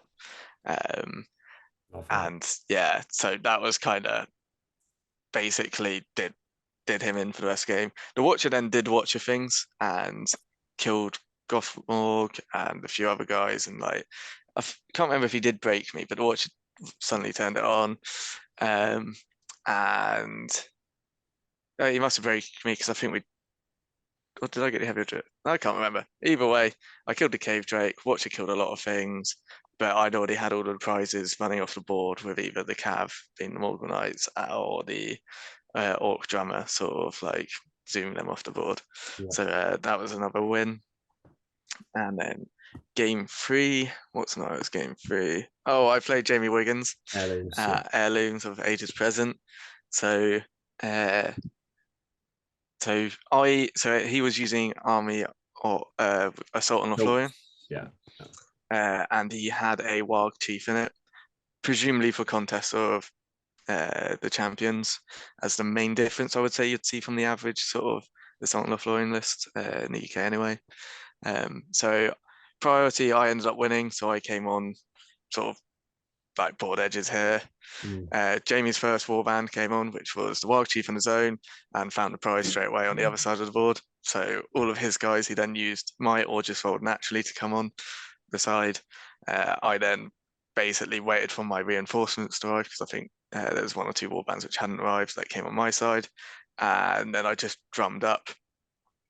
And essentially, he killed quite a few stalkers with shooting. He's killed like 6 or 7 of them before the first round of combat. And then we had a first round of combat. He basically, again, I'm fighting goblins who only fight 2. I call Time of the Orc. I'm killing him on 4s or 5s with rerolls and a crap ton of attacks. And then I think I killed 11 or 12 goblins in that round of combat. With a couple of heroic combats as well from Zagdish and Gorbag. He'd got an enraged spider and bat swarm on Gothmog. I'd managed to peel off the bat swarm, but that didn't stop Gothmog basically being half fight valued. Jamie, I think, forgot or didn't know / didn't read that Gothmog does have heroic defense, so he was unlikely to kill him anyway. But as it happened, because he then no longer had the bat providing the extra attacks, he didn't roll the 6 he needed to win the combat. So Gothmog won that and then killed the spider. I killed the bat that he put in there because I think MESBG and a bunch of guys had gone on him. Had he done the Shroud of Shadows on the spider? Yeah. So I can barely get to the spider. And then his other bat, which was blocking something, I then killed, I think, the next turn. So pretty much all his tricks were dead by the end of the second round of combat, along with nearly half his army. And then at that point, it's just goblins versus those guys. I'm sure you didn't feel very badly about that at all. Oh no, it was great. No. I mean, Jamie was still convinced he was going to get result out of the game because he was getting near 25%. And his wild chief was sort of over here, sort of not far behind the lines, surrounded by 4 guys. So if he rolled a 1 or a 2, he didn't like shoot off towards my guy, so I could take it. Gothmog did a heroic combat swing to kill Jurzag, and then Jamie was at 25%. It was like, oh, it's a draw. And I was like, maybe, but do you want to roll the dice? Because one of the subtle changes to Aliens Ages Present is the game will only end on a 1 or a 2 once you reach 25%. So Jamie then proceeded not to roll a 1 or a 2. And the game actually didn't even end naturally. I tabled him in the end, with the last kill of the game being my MESBG killing his MESBG in combat. So you set that up beautifully. I like that. Such a flex. Yeah. But no, so I finished day 1 on 3 wins as a winger, which much to everyone's amusement. And more to my amusement was it's also not the optimized version of the list that I would normally have taken because I didn't have Cardish. Thanks, Ash. Yeah. So game 4, day 2. Can I just ask what table are you on now, roughly? I am on table 2. Which ironically is the table I was playing all of my games on physically, location wise, because it was the nearest to where the TO desk was. So I actually earned my place onto table 2 for day 2, game 4, in which. I'm sorry, just to stop you there 1 sec. What would you swap out for Cardish? Zagdish. You take Gorbag over Zagdish? Yeah. D6, ability to go fight on 3 attacks. He's just superior. Not that Zagdish is bad, but it's just Gorbag is better. He's arguably the best of that 60-point tier Mordor hero. I like Guritz, but yeah, Gorbag is good. I really like Guritz, yeah. Guritz is a champ. Guritz for me, I'm not a fan of Guritz because in that list I don't need the march. No. Because Gothmog's got it if I really need it, but I've also got the drum. And so I'm looking at it going, what's he giving me? It's just a +1 in 1 scenario really to come on the board edge. So yeah, there's not value in him in that list. Yeah. I think with the classic Witch King and maybe Shagrat build, he provides a lot. Yeah. Which may get mentioned later, who knows? So yeah, because I was flying high as a TO, I thought, you know what, I better like sort of just even the odds a bit, make sure I lose a game. So I then noble. Yeah, game 4, Contest of the Champions. I took the hit for everyone else and played Edbull with his Black Riders. So in theory, it's actually a matchup which normally I won't mind in any other scenario, because Strength 4 is quite good against them because you can kill the horses easily and it's just straight 6s to kill ring race, and just having lots of 2 attack models is pretty handy. So the game started, he ran the first roll off, so I joked, well, good game, Ed, because basically it meant that Gothmog then got a first round nuking of Black Darts and Immobilizers and Transfixes while he then retreated, and then the rest of my army moved up. Next turn, he won the heroic move roll off again, and then sort of killed Gothmog and then started trying to nuke my other heroes. But he actually charged into me that turn because I'd called a drum move, which basically just to stop him just continually running away. So he basically had to start getting the kills. And I think Witch King got a kill in that turn or something like that. And then he killed a few guys, and I took out one of the race horses. Then I proceeded to either have all my heroes dead apart from the drummer, or I was out of might really next turn. So he was always then just charging into me, and then I was taking out a few horses as I went and killed one or two of the ring race, and then their will was pretty much out, and there was very little might left on the board generally. Witch King had managed to get 2 kills, but had also lost his horse and was very much struggling to get any further kills. And then it got to near the end point of the game. He has the Witch King and 2 ring race left. I am now broken. I think Ed had forgotten that the Orc drummer is a hero, and so I benefited from his standfast. And the fact that the Morgul Stalkers are Courage 3 base, but then I outnumbered to go up to Courage 4, meant that, especially near the end, I was only getting -1 to charge. So I could actually get a lot of my guys into combat and then had a lot of spears to then basically trap all of his ring wraiths, have a lot of dice in the fight, and then have a good chance to kill. So I was going to lose the game on VPs no matter what happened, but there was a very strong chance that I may be able to table him at the end if I can win the 3 combats against the 3 remaining wraiths. If I only kill 1 or 2, the game would end because it goes to 25%. As it was, I didn't kill all 3. He managed to roll a 6 on, I think, the Witch King and one of the others, so I only killed 1 of them. And so the game ended in like an 8-1 loss. But it was slightly amusing to me that I still almost accidentally won the game and tabled him in a terrible scenario, a matchup. But there was that game. So I'd managed to. I was still in the top bracket, as it were, of players, but I'd made sure I probably won't interfere with the podiums too much as a TO ringer. Not that you came close at all. No. No. And then, so moving on, game 5, I played Mr. Michael Bradford, who Elliot also played. So with his Army of Lake Town, plus Gwahir, plus Glorfindel and Kurdan. And he had a Sentinel as well, I think. Or was it an Elf with Banner? It's Elf with Banner, Elf isn't with it? Banner, yeah. Yeah. So this was probably, because Fight 4 is usually where my army would start to struggle. And so he's got a lot of Fight 4. It's kind of doesn't sort of mean that I'll win as many combats. But having the drum meant I could pull him around the board. So even though we all came on in what you consider standard positions in Recon, my whole army completely shot off to the right of the board.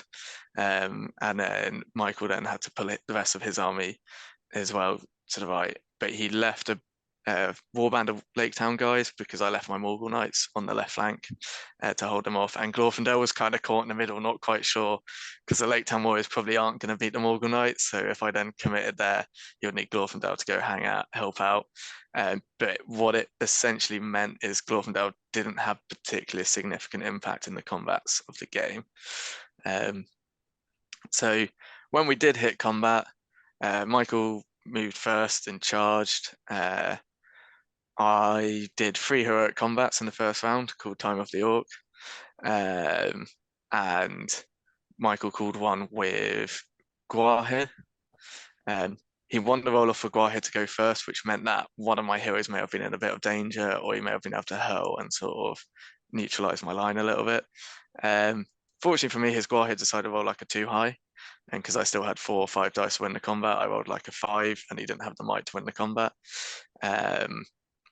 So that was kind of a wasted sort of Gwahir combat. I then proceeded to, even though I was at lower fight value, just every combat that I would win, I would kill. And I spent a lot of might with Zagdush and Gothmorg. So I think they all, out of both those 2, had no might left at the end of that turn, just to kill sort of 8 Lake Town guys between them, plus whatever my army sort of killed as well. Gothmorg with his Hatred Man coming in a little bit there, although it didn't have a massive impact in the game because D4 versus Strength 4 I'm kind of killing anyway. But what it did do is it gave me the numbers advantage. So I was then getting my Mordor army bonus to help me charge him, and also he's wounding me on 5s, I'm wounding him on 4s, or with more dice usually. So as the game goes on, I'm just sort of slowly killing him. Guahir does another flub, so he managed to win a move off and get into MESBG, who then proceeded to not kill, which meant that if he'd on a heroic combat, which he could have got onto Gothmorg with, so that was nice of him to not roll dice very well there. And by this point, I was definitely I wasn't going to be broken. He was going to be dropping to 25% soon. There are a few models trying to go for the board edge. Glorfindel had decided to try and make a break for the board edge before I 25%ed him. The Morganites were then somewhat delaying him. But as it was, he couldn't stop me getting either stopping him drop to 25%, because then I had enough orcs that I could just shield against him rather than killing him. And then only being fight free, he can actually stab to kill himself. And basically, that was in case Glorfindel got off the board. As it was, Glorfindel then actually failed a heroic combat. So I was there going, cool, I can just drop him to 25% and I'll win 3-0. So I won that one 3-0.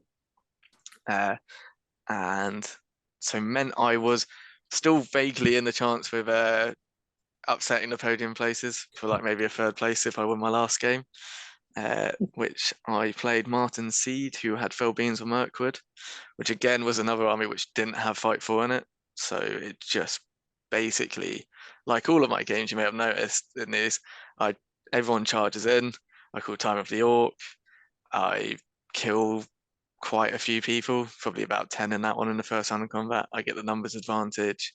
His Spider Queen uses a lot of might to avoid losing in the first round of combat, so she's out of might early.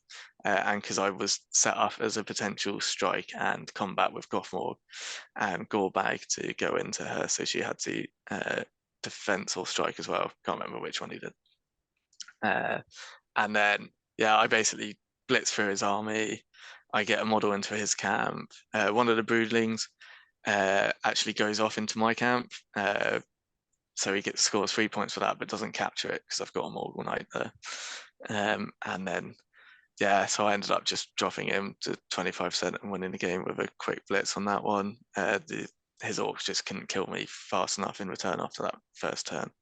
So yeah, so I actually finished as Vingo on 5-1, which oddly, when I've taken this army pure on its own to a tournament before, so not in good v evil, is actually its best result from a 6-game event I've used it in. And you were running the event at the same time. Yeah, Gave himself the good Typical. matchups, that's why. Wow. I give myself Black Riders though in contest just to throw everyone off on that. But yeah, no, avoiding a lot of Fight 4 armies with Michael's only been the one which significantly had a lot of Fight 4, definitely helps that army list. And then the elves one against Luke, it was just he didn't have the model count to take a bad turn, and he chose a very bad turn to not roll 6s with elves essentially. I think you wish all of that probably happened at an event that you could have actually scored for. Oh no, it's way funnier at this one because it basically all my games, because I don't really care if I lose, just meant that it was really casual and really chilled, but I was still getting a competitive sort of almost like friendly enjoyment game out of it. It's like I've never had a more fun game against Black Riders because it was hilarious because I didn't really care. Yeah. I did see a lot of people sweating and really thinking playing you, and you're just laughing, thinking that this just doesn't matter. Yeah. Just ruin other people's days, and then like one man's lost another man's game. Yeah. So you finished 5-1, and did you say you came fourth? No, I thought we were saving that for the end. We'll save that. You're not actually on the bit at the end. Yeah. Well, I was gonna like slightly drop it in, but no. Yeah. We came fourth, but we'll get onto that later. Okay. Yeah. So moving on next, we do have Ashley. He is next to Ali. Ash, how'd you get on? Hello. Sorry, I was doing some painting. So first of all, I played Jake Rawson in Lords. He had number 2 in the league. Yeah, excellent player. It was a rematch from the Masters where I was able to beat him, which was kind of. Was he slightly less hungover this time though? Slightly less hungover, and I also got very lucky at the Masters and got less lucky in this game. So Jake had Hunter Orcs. I think he had 52 models. The 3 regular heroes that you get with Hunter Orcs, I can't remember their names, and the Merc Captain Warband. He deployed the back of the map, shot me a little bit. I marched forward. We got into combat. He charged in with the 2 heroes, the 2 mounted heroes, one with a lance and one with Snake and Thimble. The one that's 5/5, yeah. I tried to Black Dart and Flame Burst both of them, and both spells failed, which then meant he struck and combated and killed a lot of guys in the first turn. And then that was basically it. I think I'd lost 10 in the first couple of turns from shooting and his combats. And then it really just, what's the word? Steamrolled from there. Yeah. In the end, Snowballed. he ended up with 10, 20, 30. He ended up with 44 kills or wounds, and I only got 21. So he broke me. He wasn't broken, and he doubled my kill count. I was about to say triple. Yeah, that's good math from me. No, so he won 10-0. And it was a good fun game, but not the start I was hoping for. Game 2, we touched on this earlier. I played the mighty James with his Chelsea list, which, as we stated earlier, was very, very scary. James's Chad plays made me sweat. And if it wasn't for the Witch King passing 3 Fate, I probably would have cried and have lost 2 games in a row. Luckily, I did. You heard how that went earlier, and I was on to 1 win and 1 loss. Game 3, I played Heirlooms against Ashley Kenny. So it was a battle of the Ashleys. He had both armies. He had a good and evil. His evil was Angmar, but because you have to play good versus evil, I got lucky in the fact that matchup would have been worse. I played his Iron Hills, Erebor Reclaimed, and Gandalf list. So he had Dane, Thorin on Go with Orcrist, and Gandalf. He only had 26 models though. He went for an early play to pick up the heirloom that was near him. And with his dwarf little legs, there weren't any others that were within touching distance. So the classic heirloom tactic would be to defend one, try and get the ones that are more away from you, and then see how it goes. However, he rolled for it and didn't get the 6. And then I had kind of 5 that were easier for me to access. Picked it up in the middle, bombed the heirloom back with 3 guys to defend it. And that's pretty much how it went. We ground each other slowly. Shagrat did quite a good job of killing dwarfs. We had an epic moment there with a tracker. Unfortunately for Ash, he charged a compelled guy out with Thorin and Dane. I took a 1 tracker shot that had moved, so hit on a 5, hit Thorin, went down, killed his goat in the first turn of combat, which was rather hilarious. He didn't find it funny. I know, I'm telling a lie, he did. He was getting he took it very well because that was a miserable thing for me to do.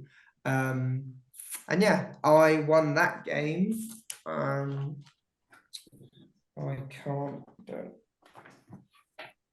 I won that game. It was 7-1 because I had the heirloom and we were both broken. On to game 4, I played Jamie Wiggins with AOL.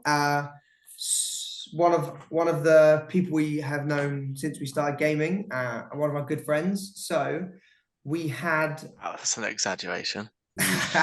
One of our. Where's that coming from? Biggest nemesis.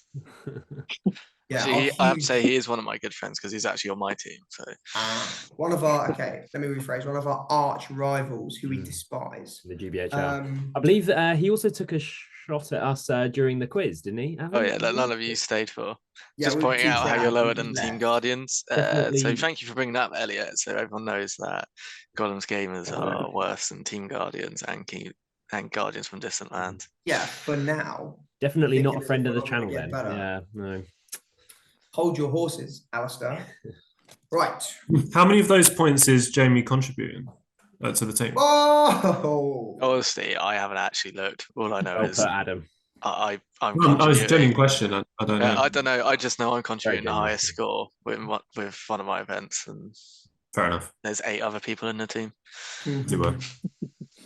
So Jamie Wiggins, with his absolutely huge testicles, decided to deploy his Wild War Chieftain alone in the middle of the board, and deployed his rest of his army 12 inches back so that he could shoot me, and basically put the whole game down to, oh, sorry, not the whole game, the first turn of the game to a 50-50 move roll off, which he won and was able to bomb the Wild War Chieftain back. Got to give him respect for that, because that is that takes nuts to do He that. actually did that. That is quite ridiculous. Yeah. He ran the Wild War Chieftain back, which then meant I took a turn of shooting. He killed, I think he only killed 3, which was not the best. He got a much better round of shooting later on in the game, where he killed 7 or 8, because I had to move my troops back in a heroic move to keep the 6-inch bubble. But effectively, the next turn, I charged Shagrat into his captain, which he had left in the front line, because from the move off with the Wild War Chieftain, the captain ended up in the front. So I then won the next roll off to charge Shagrat in. He chucked a transfix on Shagrat, which I tried to resist with his free and a will point, because you get a free thanks to Ali's special rules. I rolled a 2 high, and in the back of my mind, I am thinking, it's fine. If I kill this captain, I get 2 might back. So I did spend all 3 might to resist that spell. He then chucked another spell with the shaman, cast on a 5, but I chucked all the remainder will on that. So I had 3 dice and I resisted it, which was tasty. In the fight, I then won the fight against the captain, knocked it over. So I thought, okay, I struck my spear spot first, no wounds. Then Shagrat had 6 dice, being strength 5, to get 3 4s to outright kill him and get my 2 might back. He, however, only rolled 2 4s, and Jamie, with a smirk, then passed the fate, which meant Shagrat was now in a really bad position, out of might, out of will, on no kills. So he had taken a rather bad turn. However, the luck then changed to my favor. He charged Musga into Shagrat. I countercharged with Saladin. He charged his Wild War Chieftain in. So I was trapped, but I won the heroic combat off with Saladin. So I was able to remove the spear spot so I could back away. So then the chieftain didn't kill me. The next turn, I won another roll off. Ali wasn't able to change the fact that in Contest of Champions, you just do roll offs to see who wins. But you can work on that one, Ali. I then charged the chieftain. You just win the roll off. Yeah, exactly. I charged the chieftain, knocked it over, killed it. And then that was a sad Jamie, as I proceeded to break him and kill the rest of his army. He did break me, should he have just deployed something in front of his chief? Yes. And then it wouldn't be a roll off to see who wins. Yes. That's true. Difference in the very top players and the good players, I suppose, isn't it? Yeah, I'd just say the average players really, they know what they're doing, and the other players. Well, yeah. We will I'll leave take shots at him, Jamie's, it's fine. we'll leave Jamie's tactical decisions down to him. But in the end, Shagrat got 3 kills, and I was able to. He broke me because his shooting actually did pay off in the end. But that was a 7-3 win. So again, my victories weren't getting too high, which was a shame, which hindered me later on. But it was a win. So what was that? Now I'm on 3 wins and 1 loss. Same as me, funnily enough, eh? Sorry? Same as you. Same as me at this yes, point. here we go. Interesting. It's the big one. So Elliot, PowerPoint. Okay, here we go. Right, this is the only screenshot you've got, actually, because I felt that it really kind of we can discuss everything that happened in the game from this singular screenshot. So yeah, so this game between myself and Elliot, I'll let you take it away. Do you want to explain your blunders, or would you like me to? I guess I'll go with the initial one. So wait, which scenario was it? It Recon. was Recon with the Dragon Emperor. You'd think would be quite nice, getting a free heroic mark each turn. Yeah, you just get to drum every time, don't you? Get to drum every time. You should do, that'd but be very nice. But as we will learn. So the initial thing which I really fucked up with. So when we started deploying, I rolled for Ratabi and Broadgear first to come onto the board. They've got like my front line of Easterlings, so I wanted them to be like at the front. So I got them on first on like that right hand side of the board over there where my tape measure is. So I had those two warbands there. Then I rolled for the Emperor, and I rolled, I think it was a 2 or was it a 3? I can't remember. But so the first turn you rolled a 3 with the Emperor. Oh, and it was the turn after I rolled a 2, did I? Yeah.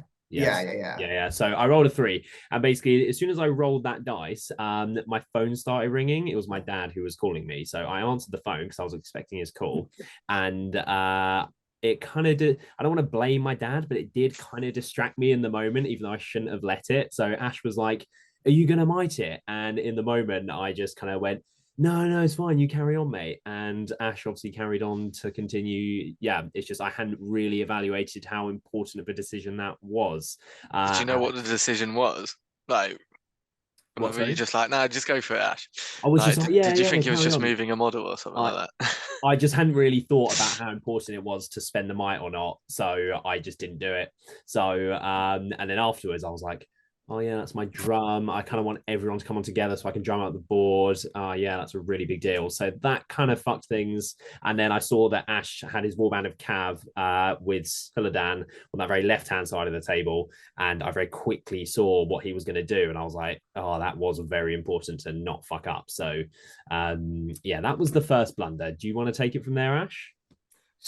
Yes, I can. Before this, Elliot won the terrain roll off, and as you can kind of see from the board, I did.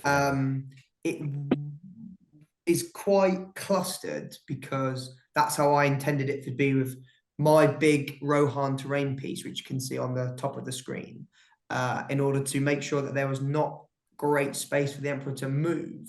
But Elliot, you decided not to put your terrain piece down, yes, which then left me to put my terrain piece exactly where I wanted it, which was to plug that space. So now there wasn't the best area for the Emperor to move. But the reason why that was a mistake is what he's explaining is that if I had put my terrain piece there, I won the roll off. I could have put mine there. And as you can't have a terrain piece within 3 inches of another terrain piece, when you deploy them, I could have stopped him from putting his house there by putting my very small piece of terrain, which was by design. But if I'd put that there, that would have stopped him. Had your dad phoned you at that point as well? He had not. So Elliot was just in his own head at that point. I just hadn't thought of that. I was like, I don't want to put it down because it could hinder my Emperor moving up the board. And then Ash was like, I'm going to put the house there, and you totally should have put your piece of terrain down. Instantly, as soon as Elliot said, I'm not putting anything down, I was like, right, excellent. This is going here. And then there was, it wasn't happy. So I then won the roll off to choose what board side. Elliot, how big was your bit of terrain? So I then went over there. It was literally one of the little fences from the Rohan. So you could have put it straight, like vertical. It was a corner piece, a right angle. Literally, like it's like that big. It's tiny. We talk about terrain piece. Yeah. James has started doing his review again. Literally a fence. Adam pops up just to pound the gavel on him. Yeah. Yeah. Are we still talking about the event? Yeah. So Elliot then lost the second turn priority, and I marched with Siladan. So you can kind of see where Siladan is. This is a few turns after, but effectively I was lucky in the fact that all my warbands came on first turn. Importantly, Siladan, who then marched, which then gave me 5 cavalry that were 25 inches up the board before Elliot's drum and Emperor had even arrived. So that put Elliot in an uncomfortable position where if I march again, I have all those models off the board in 2 more turns. So by turn 4, I was already going to be up sort of 10, 11 nil. Yeah, at that point, so my 2 warbands that had come on were basically by those green trees that are on the right-hand side. So I had no models on that left-hand side of the board, but Ash had his Cav basically where they are now in that photo. So that whole side of the board was just completely open. So I obviously had to do something about that. And what Elliot decided to do was put the Dragon Emperor where that point is, or half pint of Carlin. So to my delight, he had all his black dragons over there, which meant my fight 4 Numenorians were now out fighting the Dragon Emperor, opposed to the Dragon Emperor's Easterlings. And with my strength 4, I was in a very strong place. I mean, if you want a board to describe how not to play the Dragon Emperor, just look at that board. I mean, look where the Dragon Emperor is, and look where the rest of your and all But 3 your war specific bands. build of the list, anyway. Yeah, yes. Oh, all 3. It's a good amount of terrain on that board, actually, I must say. Ash obviously added in the big Rohan house that was smack bang, and the piece that's kind of at the bottom of the screen, that was a very, very large piece. So there were 2 large pieces kind of that's blocking. almost that again. Yeah, it was huge, kind of blocking the middle lane. But I mean, yeah, so I've got all 3 lanes of the map with 1 warband. So that is just not how you want to play the Dragon Emperor in any way. Yeah. On top of that, we talked earlier about how the Dragon Emperor is really strong because you get the drum. And where Elliot's cavalry are now, surrounded by mine, he left his drummed for the first turn and just left his drum basically by that hill. So my Witch King looked at it and went, okay, I'm going to black dart that drum straight away. I spent 3 will on it, cast it, and was lucky enough to do a wound without needing to might. However, I would have mighted it regardless because of how important it is. Yeah. So then Elliot was still in his own half with no march. His drum was dead. His Emperor was over on the left flank. So I was feeling very confident in how things are looking very grim at this point in the day. I mean, that point didn't last much longer. I was just something was needed. Yeah, it wasn't looking good. Do you want to talk about your MVP though? How she did? Yes, yeah. I mean, so before all that though, suddenly, I mean, all the pressure was clearly getting to me. I was, trying to neck the pint. Suddenly my nose explodes with blood. So I have to take a tactical retreat to the toilet. This is what happens when Elliot thinks too much. Yeah, waste 10 minutes of game time. I'm just in there. Yeah, Ash is out there like tweaking, like, oh my God. Yeah, so that wasn't fun. But then, yeah, MVP of the game was definitely Ratabi. On that right-hand side of the photo there, you can see Ash's warband with Shagrat and a load of black numbs against Ratabi and a load of fight 3 Easterlings. That was kind of when the line first met on that side of the board. And so Ratabi against D6 is winning on 5s on 3 dice. And I think through 4 turns of combat, she killed 2 each one of those turns. So just, either 2 5s or, a 6 and a 5 every single time on 3 dice for 4 turns in a row. So that was what kind of kept things in the balance for a while. It was a very close game, actually. I was very lucky for it to be that close. I didn't deserve for it to be that close at all. On that right flank, Elliot was outnumbered with lower strength because I had the Numenorian, because I had the Morannons. He was lower fight, and Ratabi still managed to kill basically everything over there. Did you have a hero there? I had Shagrat, so Shagrat versus Ratabi, and I outnumbered him. He was fight 3. And Elliot, the Easterlings as well at fight 3 even killed a fair amount. Like I think it was only on the first turn really, but I think they maybe killed like 3 on 6s. But the thing is, once you kill that front rank of Black Numenorians, then you're not at the fight value disadvantage. Yeah, at least. Yeah. So you killed. He's at the strength defense disadvantage though.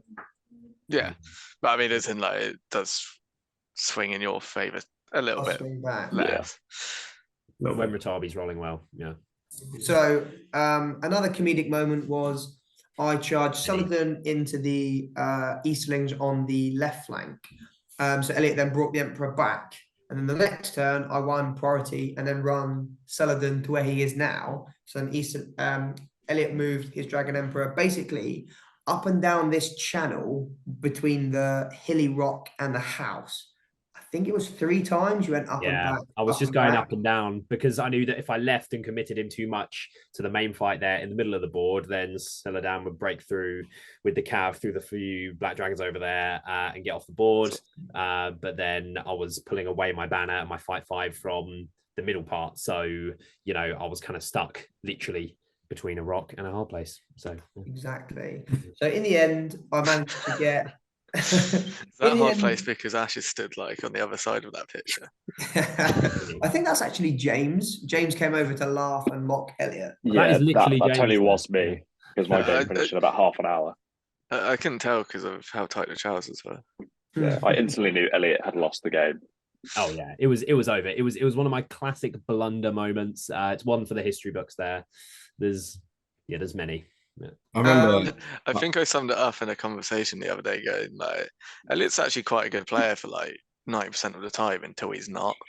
Yeah, it's my downfall. But there we go. I remember looking at this from looking at Ash from my board, and he was going, "What is Elliot doing?" and like doing some crazy facial expression. And I was thinking, okay, Elliot's clearly doing something proper stupid. See, and at the pub afterwards, You just knew. I have a slight theory though why you played it like this. Go on. Because do you remember when we did a practice game when you played my dwarves Yes. and you tried to death ball through dwarves rather than use, because we were doing reconnaissance as well, like rather than outmaneuver me, you cost yourself the game because you didn't use your speed advantage. I think in this one you kind of forgot you weren't playing a dwarf army. Yes. There was I just cav thought, and Ali, stuff like. you and Ash are just so similar, and I thought I was, playing you with your dwarves for a minute. Yeah. In all aspects, I think the only mistake that really, really, really mattered was just letting your drum get killed. Even with where you put your Emperor, I think if you've got a 9-inch moving force, that Emperor, rather than going up and back, can go one way really quickly and get there, sort out the difficulty, and then get the other way. Yeah, the reason why I did mess up with the drum. I guess at that point I thought that the drum is meant to help me get off the board, and I thought that at that point I was very unlikely to get models off of the board. But in hindsight, yes, it'd have allowed me to move my Emperor a lot more freely, which then could have meant I could have played for a draw with like both of us breaking. Why did you think you wouldn't get models off the board? Because Ash was so far up at this point with everything. But you can move those guys on the flank by the plane, because that's where the drum was, yeah? Yes. 9 inches a turn. Yeah, he had all his cav there. He had the Witch King to basically, black dart the cav as I came up, which he would have done each turn. I still shouldn't have chucked the drum away how I did. I just guess I'm just saying, if you just drummed the Dragon Emperor off the board, you get 9 points.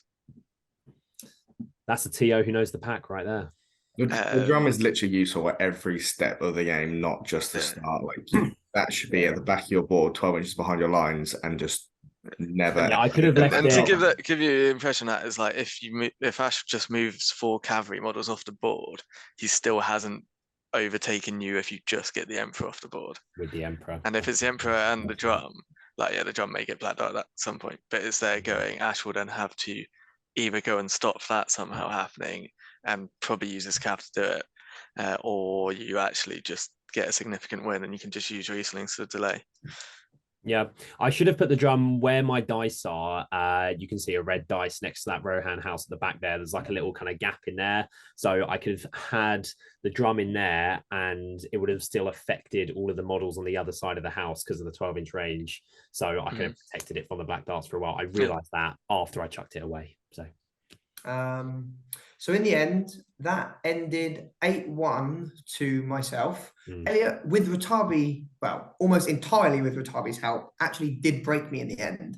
But I got the Witch King off the board, who counts for 2 for himself and his horse. And I managed to get, I think it was 2 trackers off. 2 trackers. So in the end, were they my trackers?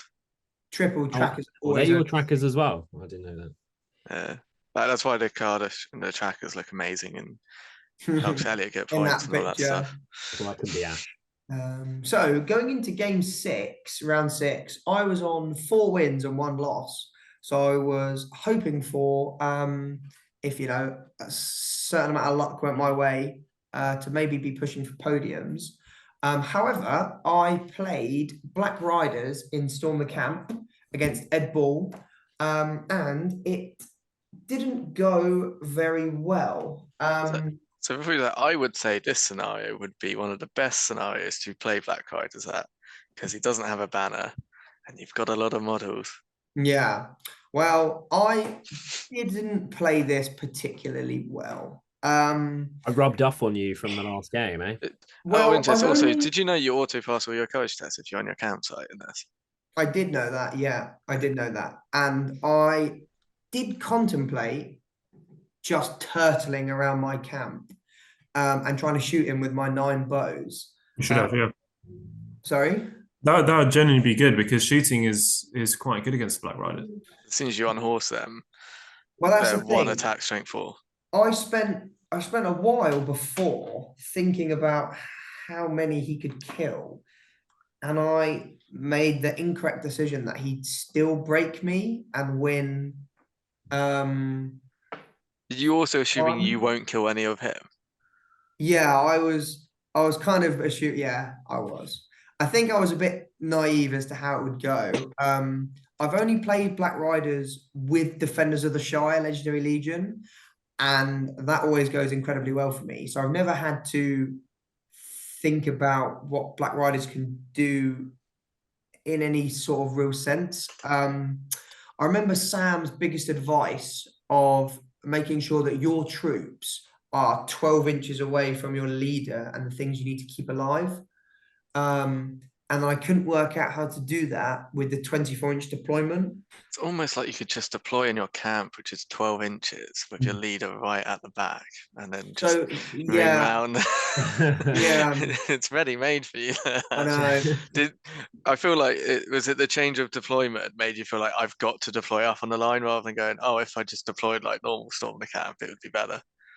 Well, it was the fact I read, and I thought, if I can just get a model in his camp, I'll have 3. If I can keep my banner alive, I'll have 1. So even if he breaks me, I still win. You could still do that and just send your Cav squad and Suladan off to the right, and then he's either got to waste resources killing stuff which is not important. Yeah. So instead, So hold a sec, Ash. You could have literally just put Suladan and the Witch King right in the back corner, I could have. and then you'd win. Oh yeah, 1-0 because of banner. I forgot about banner. No, that's what I was thinking at the start. Yeah. But then I thought he'd break me, so that's why I didn't do that. Yeah, Maybe. Probably I thought that incorrectly. you would probably break him though as well back. Yeah. If I could play this He game, can't break you on Black Dart, so he's going to have to commit. yeah. If I could play this game again, I would do many, many things differently. Was it because you'd played Elliot and like his sort of like I did say stupidness had rubbed off on you? Yeah, it was. It didn't. it's my fault. Okay. Again, Did I it? needed- Right, actually, did Elliot's dad phone you? Elliot, Oh, Rob Elliot phoned me Schlingle from across the strikes table. again. The trouble was, I think me and Ed were on table 4. So I also knew that just getting a 1-0 win wouldn't be good enough for a podium. So it was like, I kind of thought I have to try and win big. Otherwise, what's the point anyway? It didn't sound like you had the best VP diff in your other games. You said there were a few games that were like, yeah, so my VP diff was very shallow. So winning 1-0 wouldn't have helped me. I think if I won 1-0, I maybe would have come 5th or 6th. So it didn't. Do you want me to actually find out what your position was in round 5? Yeah, go for it and see what would have occurred if I won 1-0 and humiliate me. But basically what I did was I deployed Sullivan in my camp to try and keep the VP. I then deployed all my troops on the front line and just tried to walk forward. I made a pretty stupid play to start with because I left the Witch King like 6.2, 6.3 inches away from Kardash the Firecaller, who I intended to call my heroic move with to jump up the board. Which was a big error. Anyway, I called the heroic move. Ed didn't counter because I couldn't charge him, but I jumped Kardash up 6 and then chucked all his will to flame burst the Witch King, who he had left. Basically, he deployed 6.1 inches away, so I couldn't charge him. And I only cast on like a 5, and he resisted without having to spend anywhere near the same resources I wanted him to. And then I didn't call a move with the Witch King, which was another error. And then he proceeded to decimate my Witch King, which wasn't necessarily not part of my plan, because I thought with my 14 will, my rerolls to resist, I could take a lot and really whittle down his resources. However, I didn't roll many sixes to resist. I didn't get much will back, and he just like died. So yeah, after that, he proceeded to break me, and he proceeded to get more models than me in his camp, because Saladin charged a Wraith last turn of the game and failed to kill it. And that was really it. I lost 10-1 because I still had Saladin alive, which I guess was my game plan, to keep him alive. So at least that went well. It worked. And in the end, I did 4-2. But playing Black Riders, I actually had a really, really good game. I enjoyed trying to work out how to beat it and knowing that I failed. And doing the wrong thing. Yeah, exactly. So I've learned for next time. That's more scenario dependent, though. I'm also in the same boat where I haven't played Black Riders. I think I've played it once, but it was quite a long time ago. I haven't played it against like a top level player at a big event yet. So I'm in the same boat where when that happens, I'm not too sure what I'm going to do, really. I'm probably going to lose. So I'm looking forward to it so I can learn. So then, you know, Yeah. it comes around. I would say part of the experience when you're playing Black Riders depends on your list and the scenario. If you like using heroes and that interaction of the game, you'll hate playing Black Riders. If you like being able to charge models and you don't really have a workaround with it, like, you probably won't enjoy the game. So you kind of end up just in a situation where the Black Rider player is playing and you're hoping for something to go wrong for you to basically get involved in the game. But yeah, you can have I had an enjoyable experience against Edmonds Black Riders, even a bad scenario. But again, I had no pressure on me, so I could just play it properly. It was a game that I would love to play again, knowing what I know now. But that only bodes well for future tournaments, because now I know what I would do differently. Ash, if you had won your game, do you want to know if you'd finished third or not? Well, if I'd have won my game 1-0 by sitting in the camp, where would I have finished? Fourth. Exactly. So I needed to win big. However, I still think you could have got the enemy camp if you played it that way. Yeah, probably. So it was totally in the cards for you, Ash. It was in the cards. Yeah, if you'd won, I think with 3 bonus points, it would have gone to VP Diff, and if you won with 4, you would have finished third. Or you might have broken him as well. I quite literally dropped the ball. Hey. And on that note, we are going to move on to Adam. How did you get on this weekend? So just to remind people, I took a very swingy list. I took a dog list. But better than James's, though, wasn't it? Less bad, I think the vote. Yes, in the end. Comparatively. I took 6 eagles, one of which was Gwaihir, one of which had a pet hamster and a wizard on top. So I had my leader was Gwaihir with 1 eagle, and then Radagast with 3. And it was always going to depend on the matchups. And also my best scenarios were probably Lords, Seas, Contest, maybe Recon. Definitely not Storm the Camp. So anyways, first game, I get my best scenario, which is Lords. So you're looking to play into anything, really. I'm not scared of much, maybe an all-hero list like Ivan's. But I ended up getting quite a favourable matchup. And no, I'd tell a lie. I played Ed's Black Riders game 1. Do you know the other guys from the podcast paid me to set that up? It wouldn't surprise me. Anything to drag me to their level, I suppose. No, you're joking. So within 2 turns, he tabled me. Game 1, that's tough. Game 1. That was 12-0. About 15 minutes on the clock. A little bit of detail. Basically, he channel transfixed 3 eagles at a time.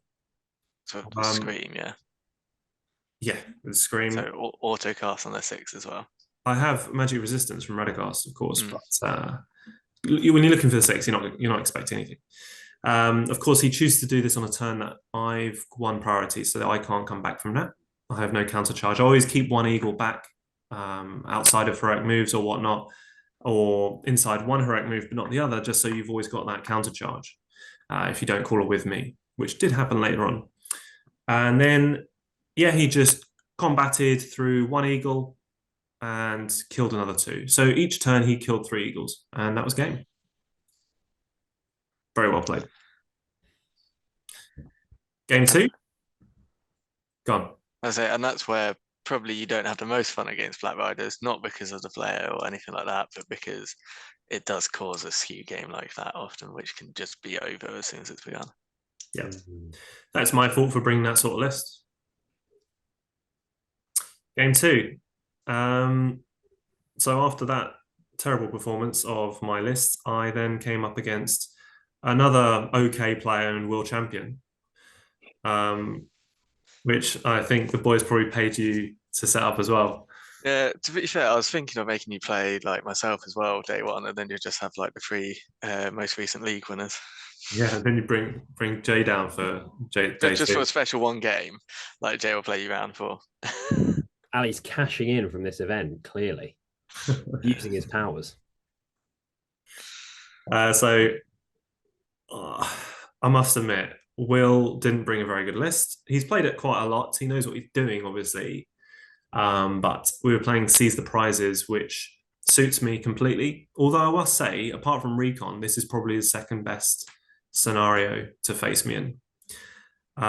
Because he gets the D6 free models moving at the beginning of the game. He's got Wolves of Isengard, and he's got plenty of troops to try and dig up prizes. He doesn't even have to dismount because he's got Wild Hogs. But neither do I, because I'm infantry monsters. So at the beginning of the game, I won priority. No, sorry, he won priority. And then I called a move because I thought, right, I just want to get to the middle because he's probably going to march. So it was my turn to call first. I'm surprised he didn't call a move and a march to get goal side. I think that was a mistake. He could have done that, but maybe he was just banking on the fact that I'd probably then just countercharge and smash him silly in the combats. But I don't know. So I get straight onto the big prize in the middle with a regular eagle. I get the 4, lucked it. Aguai here picks up a side prize, gets the 5, lucked it. And his advancing wargs roll for another one, and he didn't get it. He didn't get the side prize. I then position Radagast in a way that he's not touching a wall, but so he can't be charged, except if he dismounts someone, which was a slight mistake from me. I thought he couldn't be charged, but Will cleverly utilize that slight mistake. So Radagast ends up in combat, which I didn't want, and he starts to trap eagles. Now, the rest of the game went as follows. There was one turn in which I didn't charge, and that was this one. He only won 1 combat the entire game. Admittedly, I was hurling into combats and dismounting, and so he couldn't strike anyway. But the point was, like, he could have killed my eagles quite easily because he's got so much strength 4. He's got 2 shamans, so he was always getting in. He trapped and surrounded pretty much every eagle by turn 3. And yeah, he just did not roll anything decent. And I rolled, if I didn't roll a 6, neither did he. So I won literally every fight. You'd have thought as current league champion, he would know to make the tactical decision to win some fights. Yeah, I think he just took it easy on me, to be honest. So we should probably mention the terrain pieces as well. So we could all bring up a terrain piece, and I brought an Oasis terrain for my Harad, but you could place, it was big enough on top to put a flying monster. It wasn't cheesy though. I left enough space for people to walk up there. There was even some stairs people could climb up and deny me that, which did happen game 5. So I won that one 9-3. Will got a little prize off, and I got the 2 big prizes. Oh, well, the big prize and another little one. Game 3 against the identical list, which I think one of you described earlier, from Sam Butler. I was really confident because I thought if I'm playing into exactly the same list, and I've just played Ed and Will, this might be an easier game. If you're playing the same list, it comes down to either dice or player skill. And yeah, I think I've played a fair amount more than Sam. So he started looking around the board with 2 of his eagles, kept 1 eagle just to countercharge, which was a good move, and his other 3 eagles, including Radagast, were kind of attacking my eagles. Next turn, when we're in charge range, I call a heroic move, he calls a heroic move, he wins the roll-off, he then charges me, which I don't understand because I could then countercharge with 1 eagle and I'd have 6 on 3. That's exactly what happened. Called a combat with Radagast and Gwaihir. I did Gwaihir's first to use his fight 8, ended up killing 2 eagles that round, including Radagast. Because Gwaihir on eagles is just dirt. Because you're knocking them down, your higher fight value, it's, yeah. So, long story short, basically, there were no heirlooms left. I went to tag his one that he was hiding an eagle near, and then I just went and picked up mine. So that was 12-0. Lovely guy. But that was pretty horrible for him.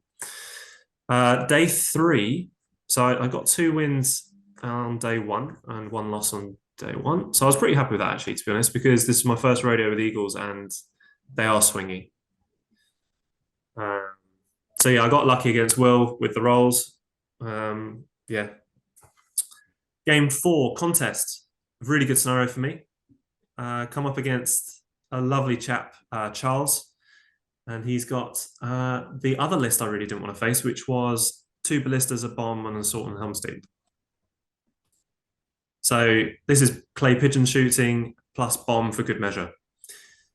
So I put my terrain piece in a very central location at the edge of one board. The other board, in fact, it's the same board you guys just showed earlier where you had the Gollum's game of Civil War. So where the All Big Rohan house was where I put my terrain piece. And yeah, so he keeps shooting with his ballistas. He kills a couple of eagles. But importantly, I managed to get in to his bomb by turn 2 or 3. By doing heroic combats and barges, I kill the bomb team, and from then on, I'm at peace. Because as soon as that bomb team's gone, I'm not fussed about the ballistas because Gwaihir, who is my leader and my designated champion, has fate. And I can always throw on to Radagast, which is basically what I did every turn, because Radagast lost his eagle turn 1. And yeah, that's what happened. Fantastic player.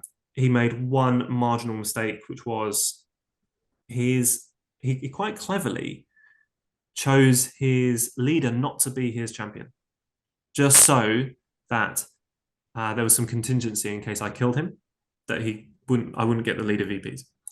So I thought that was quite a good move. But then what happened was I called 2 moves with my 2 eagles, and they both captured all of the eagles apart from 2 each.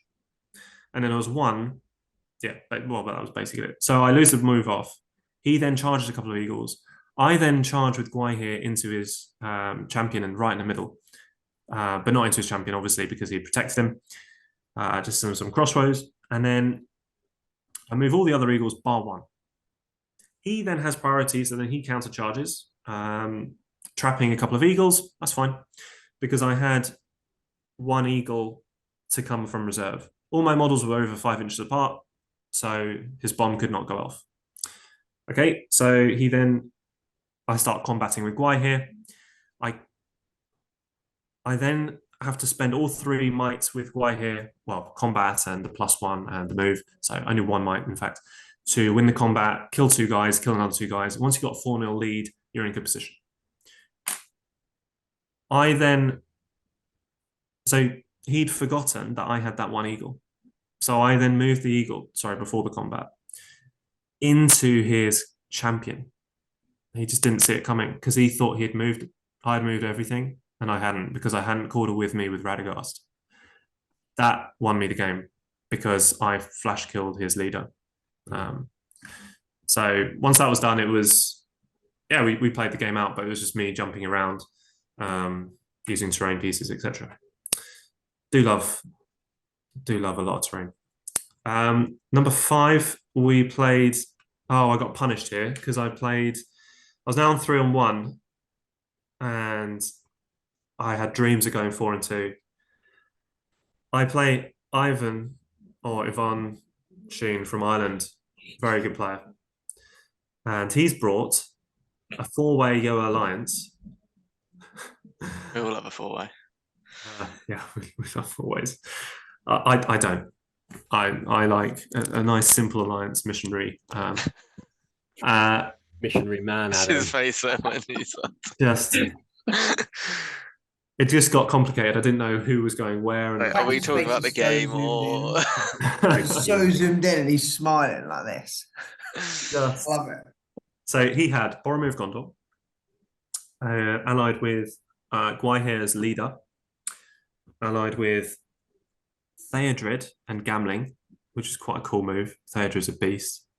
Then you've got Galadriel, Lady of Light, and her chaperone is Saruman White. You know what I can actually do at this point, Adam, because it will kind of lead on to the next segment of the podcast. But I actually have this particular list here on screen because, spoiler, Ivan came third.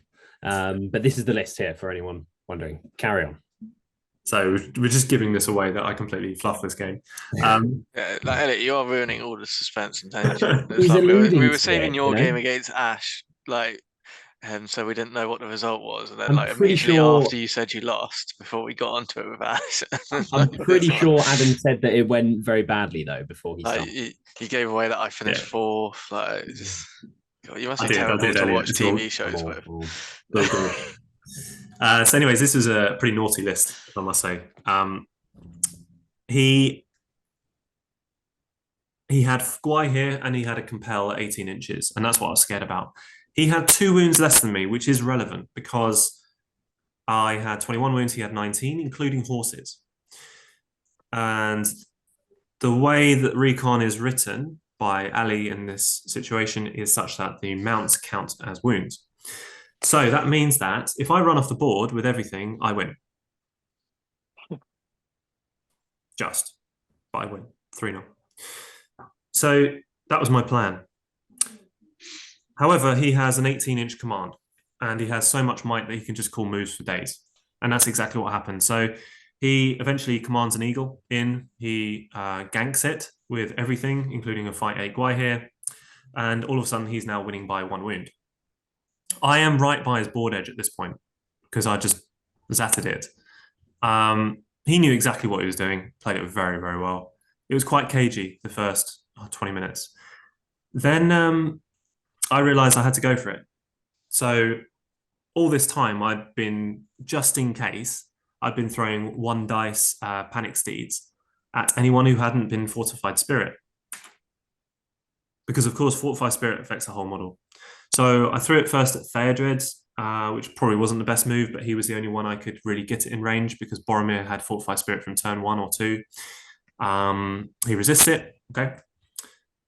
The next turn, I do it on Gamling because he was the only one who didn't have fortified spirit because he had come on later. He resists it. Okay, that was with 2 dice. So I had 3 dice left, and I just had to go YOLO. Once he'd killed that eagle, I then had 3 dice remaining. So I threw all 3 dice on a panic steed on Gamling, who had no will left. Oh no, he got the 6. Got the natural resist. So he had 1 will plus 2, plus 3 might. You got to go for it. It's the only way I could have won the game is by killing. Well, I could have drawn the game. I was losing. Doesn't go off. And then I'm like, right, okay, I need to go into combat now. I also lose this game now unless I combat. So I move within 12 inches. That was a turn where I had priority. He then moves a bit just to be inside of 10 with his cav. He wins the next roll off. He then charges me, traps me, surrounds me, and he wins the following roll off as well the next turn. So 2 move roll offs, and that was it. That's all she wrote. So that was a 5-0, which doesn't really matter because I quite sneakily didn't use any of my fate. I just tried to die as soon as possible, and he killed me immediately. But then I realized actually the dying VPs doesn't actually matter. So sorry, Ivan, I could have given you you could have had the 12-0 there. Sorry, that was poor from me. That was pretty rough. So all I wanted now was a nice, gentle game. Just sort of thinking you could have given him the 12-0. Well, no, as in he should have won 12-0. Yeah, well, just because I'm looking at the total TPs at the end of the event, and there's only 2 TPs difference between him and Farmer. 2 in it. Yeah, sorry, Ivan. That was. So Ivan hates you now. Like, he's going to watch this back, and then he's going to find out where you live, and like he's going to come for you. He's just too friendly, though. I don't think he'll mind. I don't know, he's Irish. Liam Neeson's Irish, and we saw how those films went. You have taken his second place away from him. Hey. Well done. That's 2. Just in case no one got what he was saying. It's all right. Then game 6, I was really pleased because I ended up playing a good friend of mine, Josh Sherman from East Anglia, and stormed the camp. So this was probably going to be one of my worst scenarios. So I thought, I'm probably going to lose this game. But we'll see what happens. He's got Goblin Town, famously good at any sort of storming of camps. And just for good measure, he took the Spider Queen with a bat. And he's also got Gollum. So he's got redundancy. The game went exactly how you'd expect, except I tried to kill Spider Queen as soon as possible.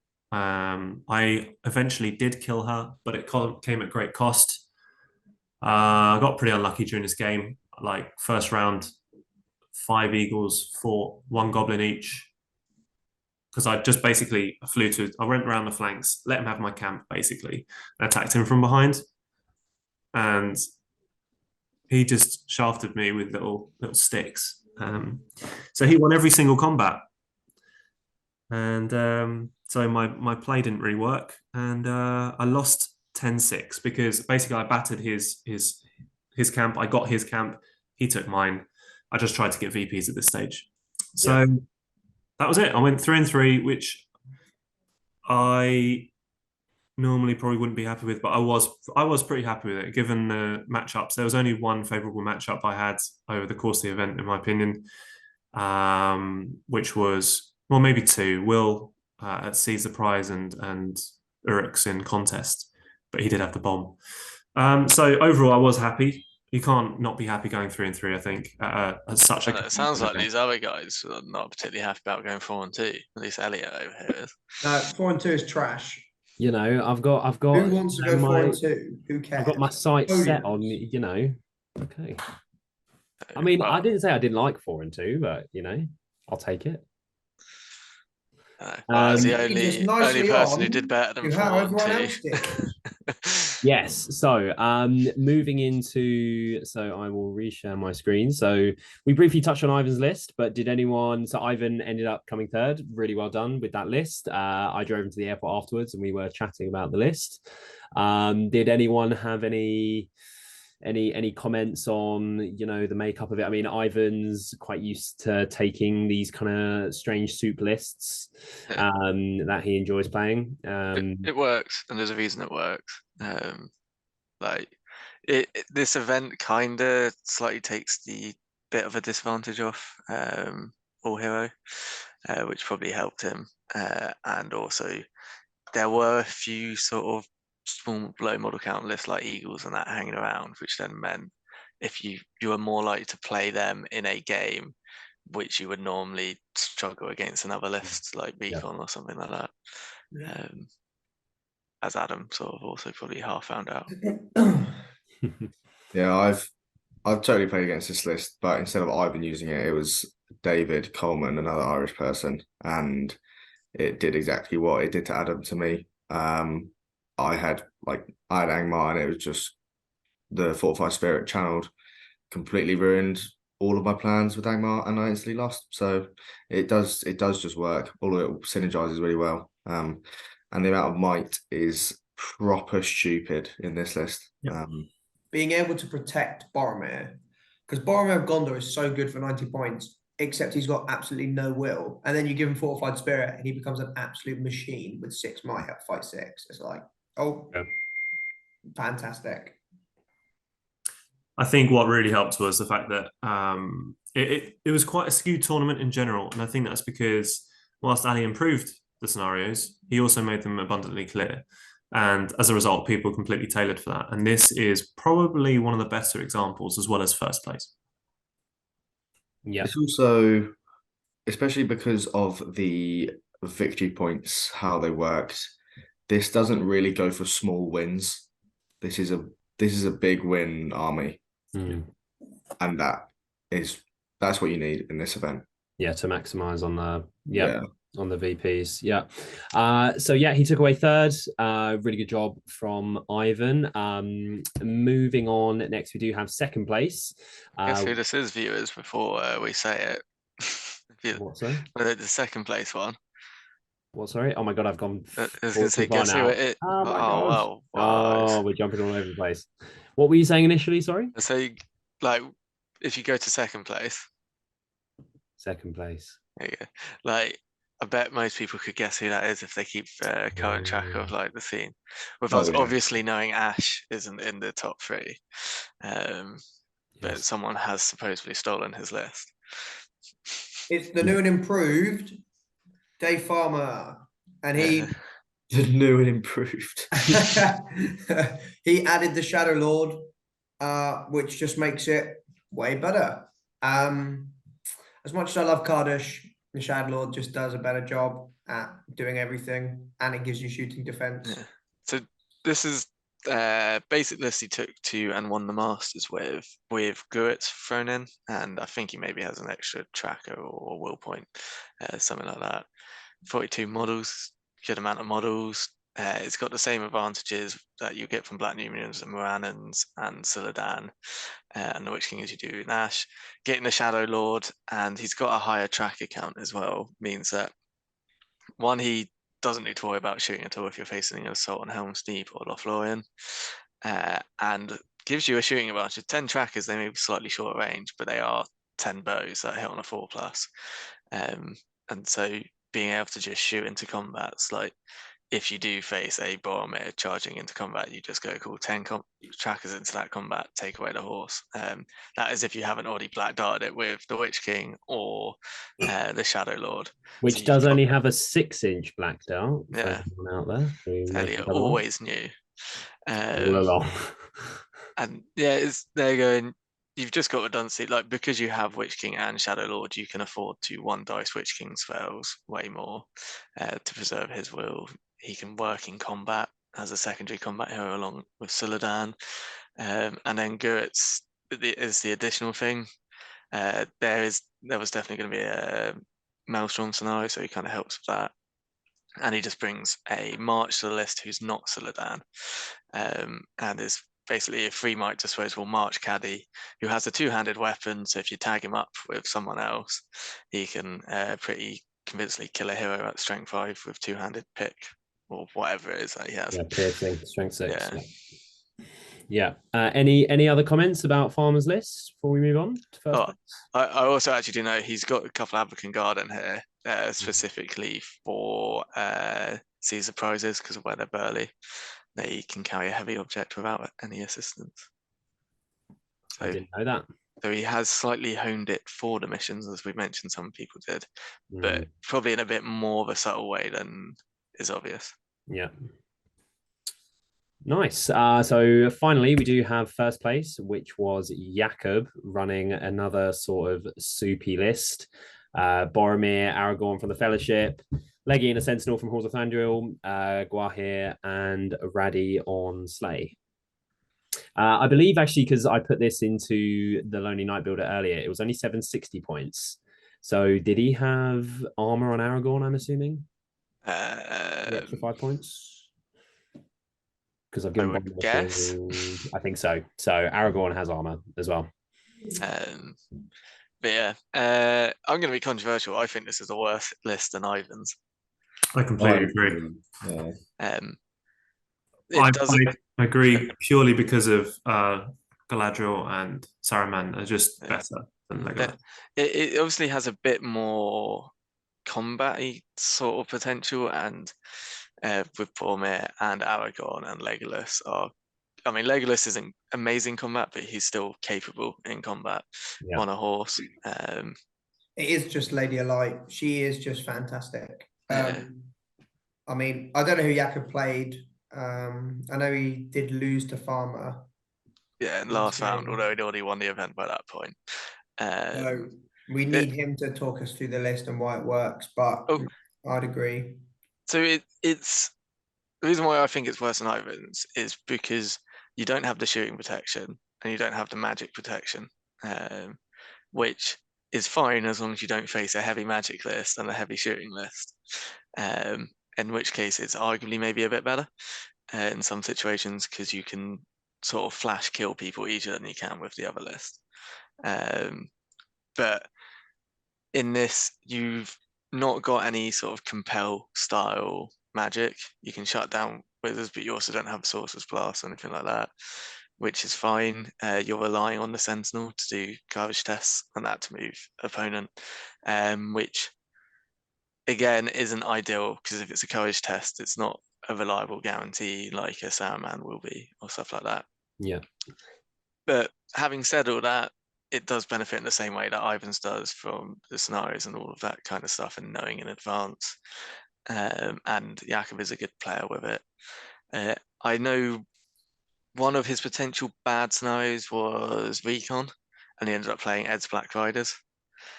So it then meant that actually that was an advantage almost for him in that scenario because it's a similar model count, but all his models have more wounds, so he can get them off the board and he'll be winning sort of easier than he would do if he played pretty much any other army in that sort of mission. Having said that, I think Ivan's list would be better again because he's got the magic. Oh yeah, I just mean as in he managed to negotiate a bad scenario by sort of getting the luck at the right time, which is what you need always at events. So you do. And then obviously he managed to win and get very big VPs, which meant that even though he lost to Farmer in the last game, Farmer couldn't catch him, which was his other sort of bad scenario, arguably is Storm the Camp with this list. And so yeah, essentially he took the list which had a bit of risk in it, but he played it well and he got the right match at the right time, which is the difference often between finishing on a 4-2 and finishing sort of top of the table. Yeah. And if your parents call you as well, apparently that's quite a big swing. Yeah, I heard like your dad actually called everyone in the rankings apart from Jakob at some point in the event. Yeah, at some point he does that. So yeah, final rankings.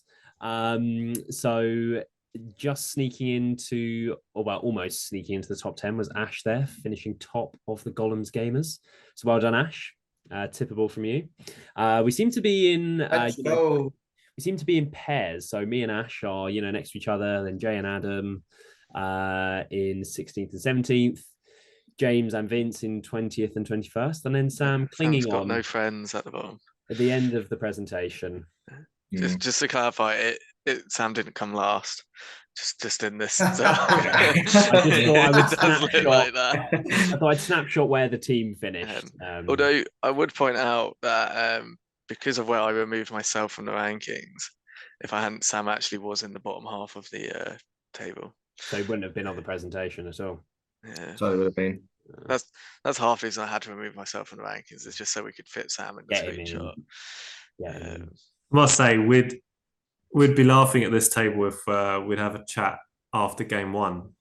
Oh yeah. Yeah. So every single Gollum's gamer lost round one in dramatic fashion. Yeah. And here we are. Yeah. We are looking forward to doing a bit better at Worcester, I hope, lads. Yes. Yeah. Next I'm hoping to get good matchups, if I'm honest with you. Just anything just better than this weekend. Yeah. I have interest on this, like, because I can't quite remember where you ranked everyone's armies. Like, how did that pan out? Elliot's first, Ash is second, so those two swap round. Mine was third, so I'm dog bottom. Then it was Vince. So that's the thing. I remember, like, obviously because of the TPs and stuff in this scenario or this event, I obviously some events do it differently with how they score rankings. I'm personally more of a fan of the major minor losses and wins, because it doesn't create the disparity of like, so Jakob losing a game, but Farmer didn't lose, but coming second kind of thing. And I guess that Farmer did draw, but that happens in major minor. Yeah, but I like it when you can do major minor, but it's a far enough disparity so that even if you get a draw or a minor loss, the draw will overtake the minor loss. So if you do like, So you may as well do it as VP diff. no, because it can still change. It can still change the lower tiers of the rankings. So how do you define if you got a major or minor? I just major. I don't know what the normal major minor stuff is. I'm half winding you up. Yeah. So even if you got, it has to be, the disparity does have to be big, like 1 for a major loss, 2 for a minor loss, and then like 10 for a draw, and then 19 for a minor win, 20 for a major win for it to work. But to give you an idea, though, this is a very outside chance that Jakob managed to do better than Farmer, even though he had one loss and Farmer had a draw. Because Jakob going into round 6 had got, I think, out of a potential 100-point TPs, had got 97. Yeah. Wow. You can't take it away from him. That is so it's there you go. Like he'd gone and won every game by at least a minimum of 8 VPs. Yeah, I guess it's only your event, isn't it? It's custom to your event that if you go to City of Kings, there's always going to be an element of you need to score big, otherwise you're going to do shit, realistically. Interestingly, Farmer was a fan of the ranking system, even though it cost him essentially the event. Yeah, I enjoyed it. I thought it was fun. I think the best thing about the GBHL is the variety of events, and if everything was the same, just as context, though, Sam gets triggered at City of Kings because he always gets screwed over by City of Kings whatever license number he is. Sam's not going next year. No, I'll totally be there. I know, because I was talking to Tom earlier, and he was saying about I know he's just released a thing with Farmer, and they were talking about should 100s and how they are ranked, or like how their placings are, should they be standardized and stuff. But this obviously isn't a standardized form of results wise for TPs and stuff. But I think that's good and bad. I guess it's, if you buy the ticket, you know what you're going in for, kind of thing. So assuming you read the rules pack. Yeah, like if you buy a ticket, you've opted in, that's how it is. Kind of. That's gonna go then. Yeah, then you guys missed the quiz actually, where there was the last round, which was a double points round, was essentially questions on the scenarios, which you could tell how many people hadn't read half of the scenarios we hadn't played yet, because they didn't score very well on that round in the quiz. Yeah. Expertly wrote by Jamie Wiggins there then. Yeah. On the quiz. But any final comments about the event from anyone at all before we wrap this up? I thought it was the best event of the year and everyone should return. It would have been really good if the TO's name was Matt instead of Alistair King. That would have made the event better. Yeah, they can swap next year. So I run Into the West and Matt runs City of Kings. Yeah, because we won't go to Into the West, so yeah, it's fine. But no, thank you, Ali, for hosting the event. Any final thoughts from James? I don't know if have you just jumped back in? I don't think James has had my headphones did die. Sam seems to be complaining about the scoring system because he came last. Totally not true. That's a fair assessment. That's what we like to hear. Yeah, it's totally not true. I just think you also complain about Caesar prizes because you didn't win. Oh no, I said that before. I said that before when we were practicing about it. I don't remember you ever saying that. I totally said it when we were in. But also when you were practicing, you didn't win any games. That's the other thing we established. Yeah, I beat Elliot. And that was me who didn't win any games. Come on, get it right. So Elliot didn't win any games and finished second by like 1 TP out of U6 before the event. He did have a lemon list though. He is the lemon list. Yeah, Sam still had silly nervous. Yeah. I guess to me, I think a win's a win. And like, regardless if it's 1-0, 10-0, 12-0, I guess that's just my opinion of it, kind of thing.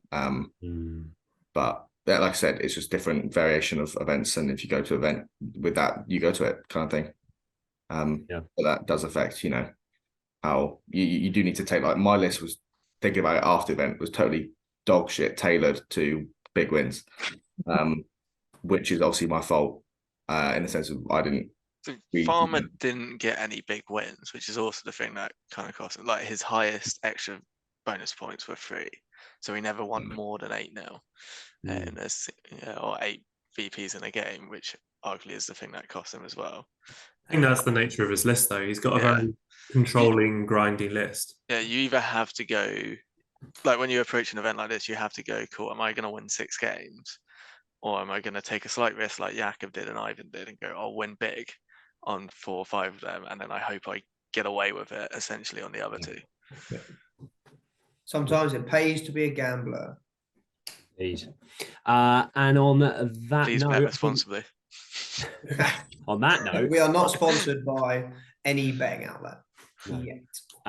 But yeah, that is going to wrap it up for this episode. Thank you to Ali, obviously, for hopping on as TO. We all enjoyed the event. It was very well ran.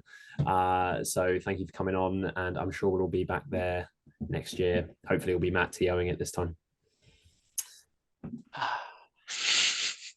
Sorry, I had to. But thank you, everyone, for watching episode 3 of the Gollum's Gamers podcast. We're going to have more episodes coming out with more tournament previews and reviews. So they'll be coming out soon. But thank you, everyone, for watching.